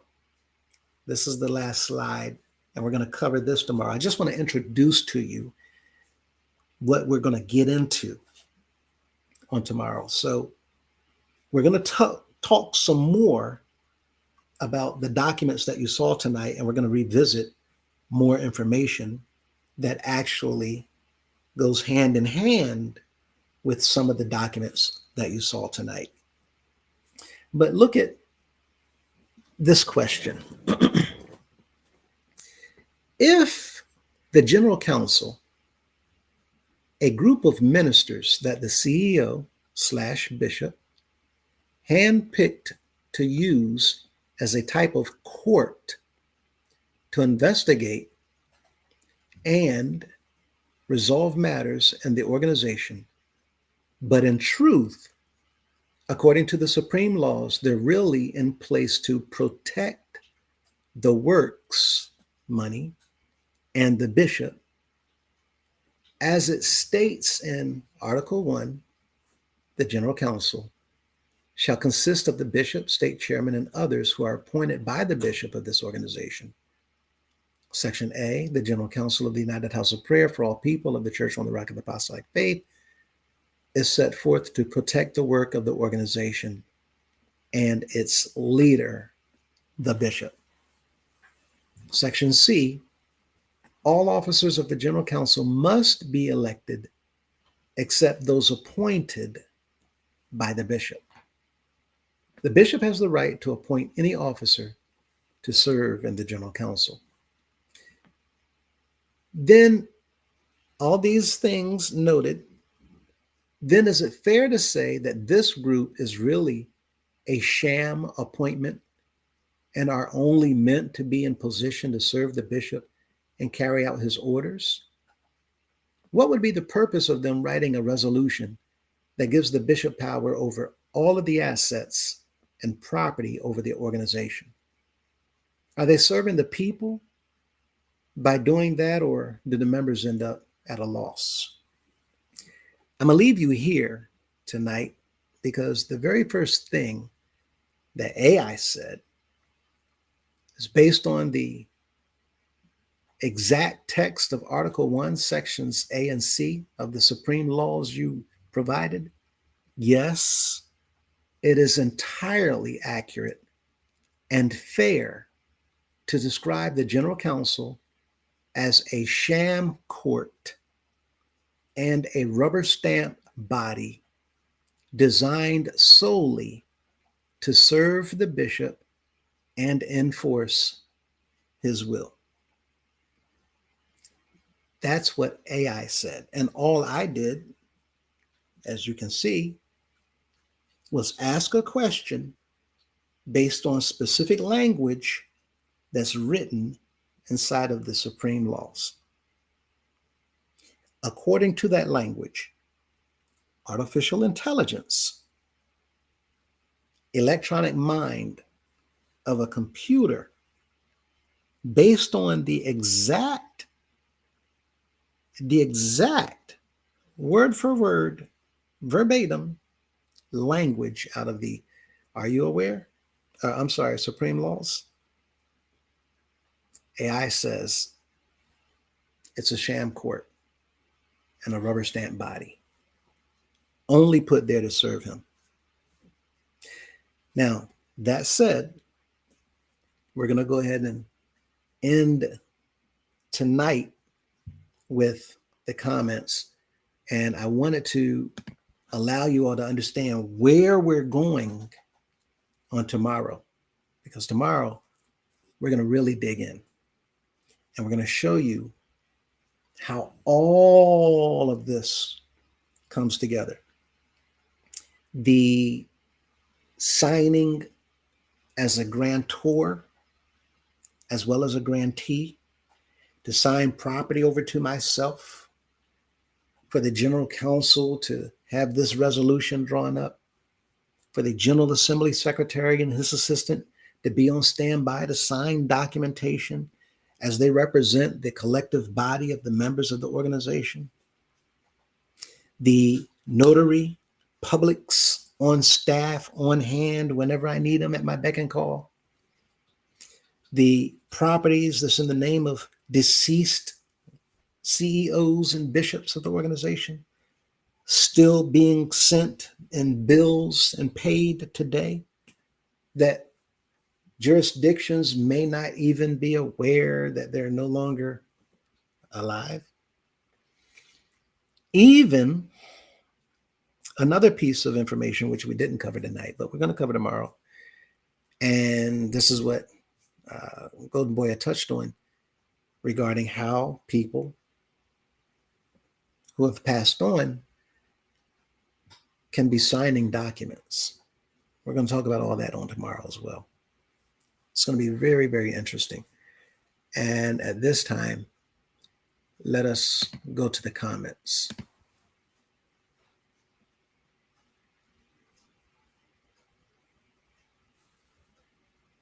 I see one. Most of them, I think we've covered. I think most of them were just for like context while you were speaking, but I only say that so that you don't have to like really dive into them too much, but Mhm. just the ones that stand out to you would really be beneficial for all of us. It was some really good ones in there though, for sure. Okay, so let me go through uh, really quickly. And uh, again, thank you for that. Who was that? Chrissy Bailey passed in 2023. I appreciate um, you calling me out on that and correcting me. Hello, everyone. Hello, good evening, good evening, good evening. And Miss Mintz, he just said this earlier, dag on Ganstaboo does it again. Um, so, okay, we did go over that one. These crooks have no end. Um, and can you pray? Sierra Jaramillo. Uh, yes. Um, For those of you that are individuals that do look into and don't mind praying for others, we have someone here, Sierra Jaramillo, asking for prayer. I want to keep them in our prayer. Their cholesterol, obviously, the comment is leading uh, us to understand they're talking about high cholesterol, I'm sure. Um, and we do hope and pray that it certainly comes down if that's the case, and that you are able to quickly recover from your current state. uh, Natasha, Michelle, hello, hello, hello. Um, Absolutely. I just wanted to concur on that. Definitely, definitely agree with that. yes, sir, absolutely. Thank you for that. Zalika, abundant peace and blessings. Uh, and Dwayne Crook, B. Is the regulating agency asleep or dead? We'll talk about that too later. Um, Real quickly, though, everyone understand the regulating agencies are literally they're going through it. They're getting hit hard. They're slammed because they don't have the workforce that they had before. So they're working with a handful compared to what they had before. And that has backed up a lot, just like the IRS, right? Skeleton crews. Yeah. Hmm. And people know that your IRS refunds have been stagnant. It's because of the same reason. They're just going through it. They're getting hammered. Um, but we have some things being taken care of. But yes, thank you for that, B Nene. Um, Harold Franklin, Glenn, check on them. Uh, Oh yeah, that's when you got kicked off. oh, uh, Yeah, this was like check on them. We was listening to Sweet River. They was worried about you. oh, thank you. I appreciate that. It's Uh-huh. all good. Uh, I can't even imagine what went through you all's mind. Um, but Harold, thank you. I appreciate that. Bine, as Golden Boy would say, solid, right? uh, the Gemini Music Show. Love, joy, peace, happiness, and perseverance to all the family. Um, Bati, what we talking about? I don't even know how these people become a bishop. Who ordains these greedy, lazy, that don't bark? Yeah. Um, Bapti, and also people don't need scripture. Read scripture. Read. Most people don't even know what a bishop is and what does he hold on the church and who ordained the bishop. People don't ask these questions spiritually. Don't. Yeah, unfortunately, we're dealing with that all around the world. We encourage everyone to read, to read, to read. Um, All right, now don't get to clicking too fast. You done clicked the wrong one up there. oh, yeah, I see. um, Thank you for that. Uh-huh. His word is my weapon. I've been in the bushes. We heard that earlier, listening and learning, but I had to come out of the bushes for this. I'm flabbergasted, seriously. Oh, let us pray. Yeah, and stay right there because there's much, much more coming. And we're looking forward to uh, the end of so many things. Greetings, y'all, by the way. His word is my weapon. Um, I'm going to have to get my blood pressure dosage up. Oh, sorry to hear that. But again, our prayers are going out to you as well. We hope that you feel better, do better, get better, stay better. Um, Hmm. Absolutely. This one I left up for a while because I felt like the members really needed to see and hear and read what another member is saying right here. I let this stay up for several minutes. And this individual here is echoing what Brother Dwayne just said the last time we had him on last Wednesday, which is to stop giving. Don't stop going.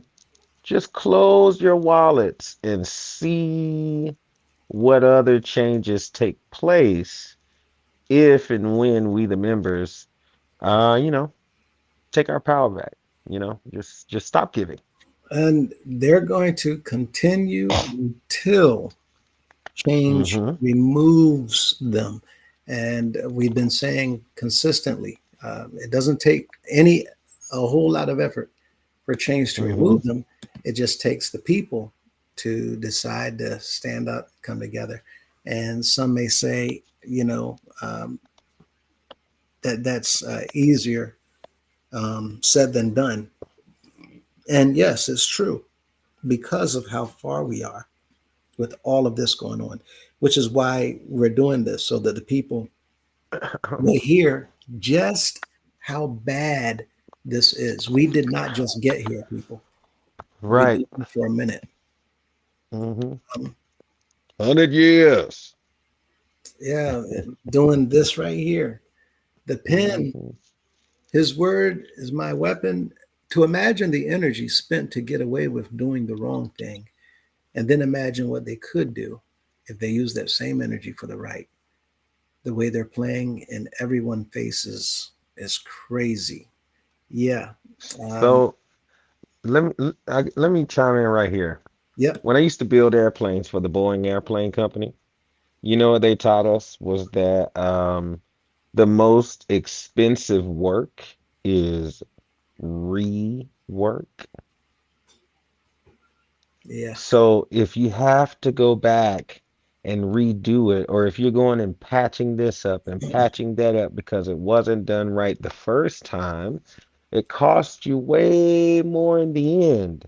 Now, when I was a little child, my grandmother taught me, she said, baby, when you go to wash the dishes, if you wash them right the first time, I will not ask you to come back and wash them again.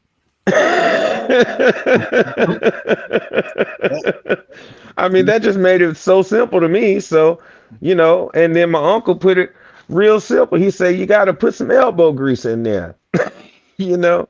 And once I figured it out, I was able to do it right. And I never had to go back so I guess when you're a child, you do things one way, but as you mature, you do things better. Uh, that is the hope. I find that Hmm. the biggest problem that we have all over the place, most people have, is that they've never been trained. They've never been taught. Hmm. Uh, Hmm. some people want to do what's right, Absolutely. and some Yeah. people want to do right the right way. But Hmm. they literally can't because they've never been taught. And this is what we're Hmm. looking at. We're looking at teaching. We're looking at training. We're looking at making sure that everything is in line with what it needs to be in line with. And, Hmm. everyone will see the benefit of that inside as well as outside. We cannot do what we're doing simply for the members of the house of prayer.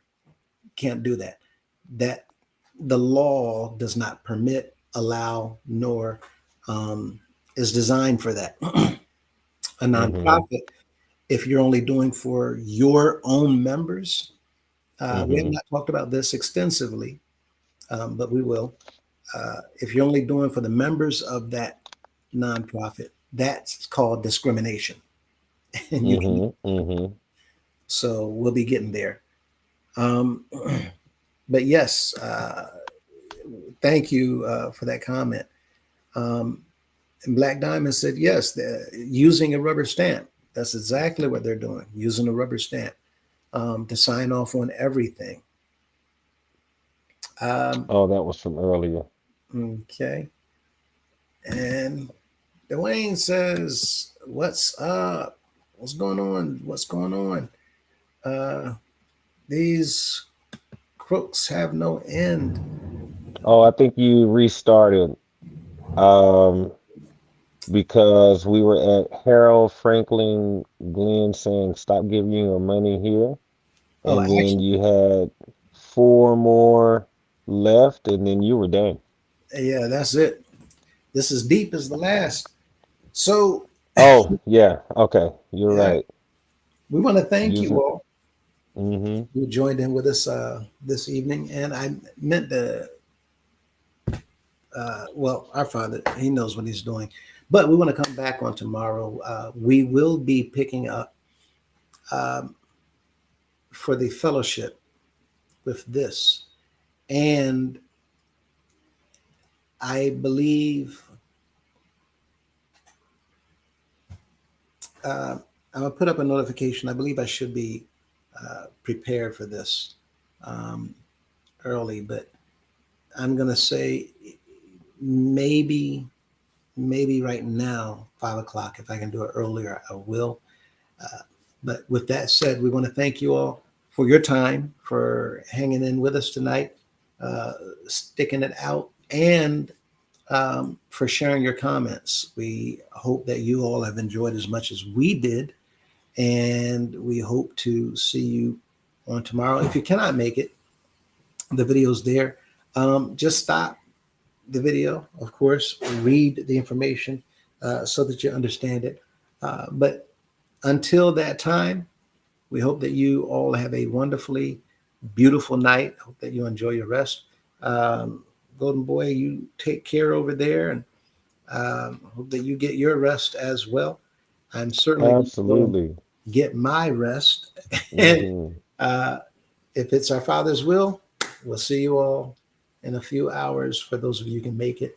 If not, we'll see you next time in the next video. Until that time, Solid. take care, everybody.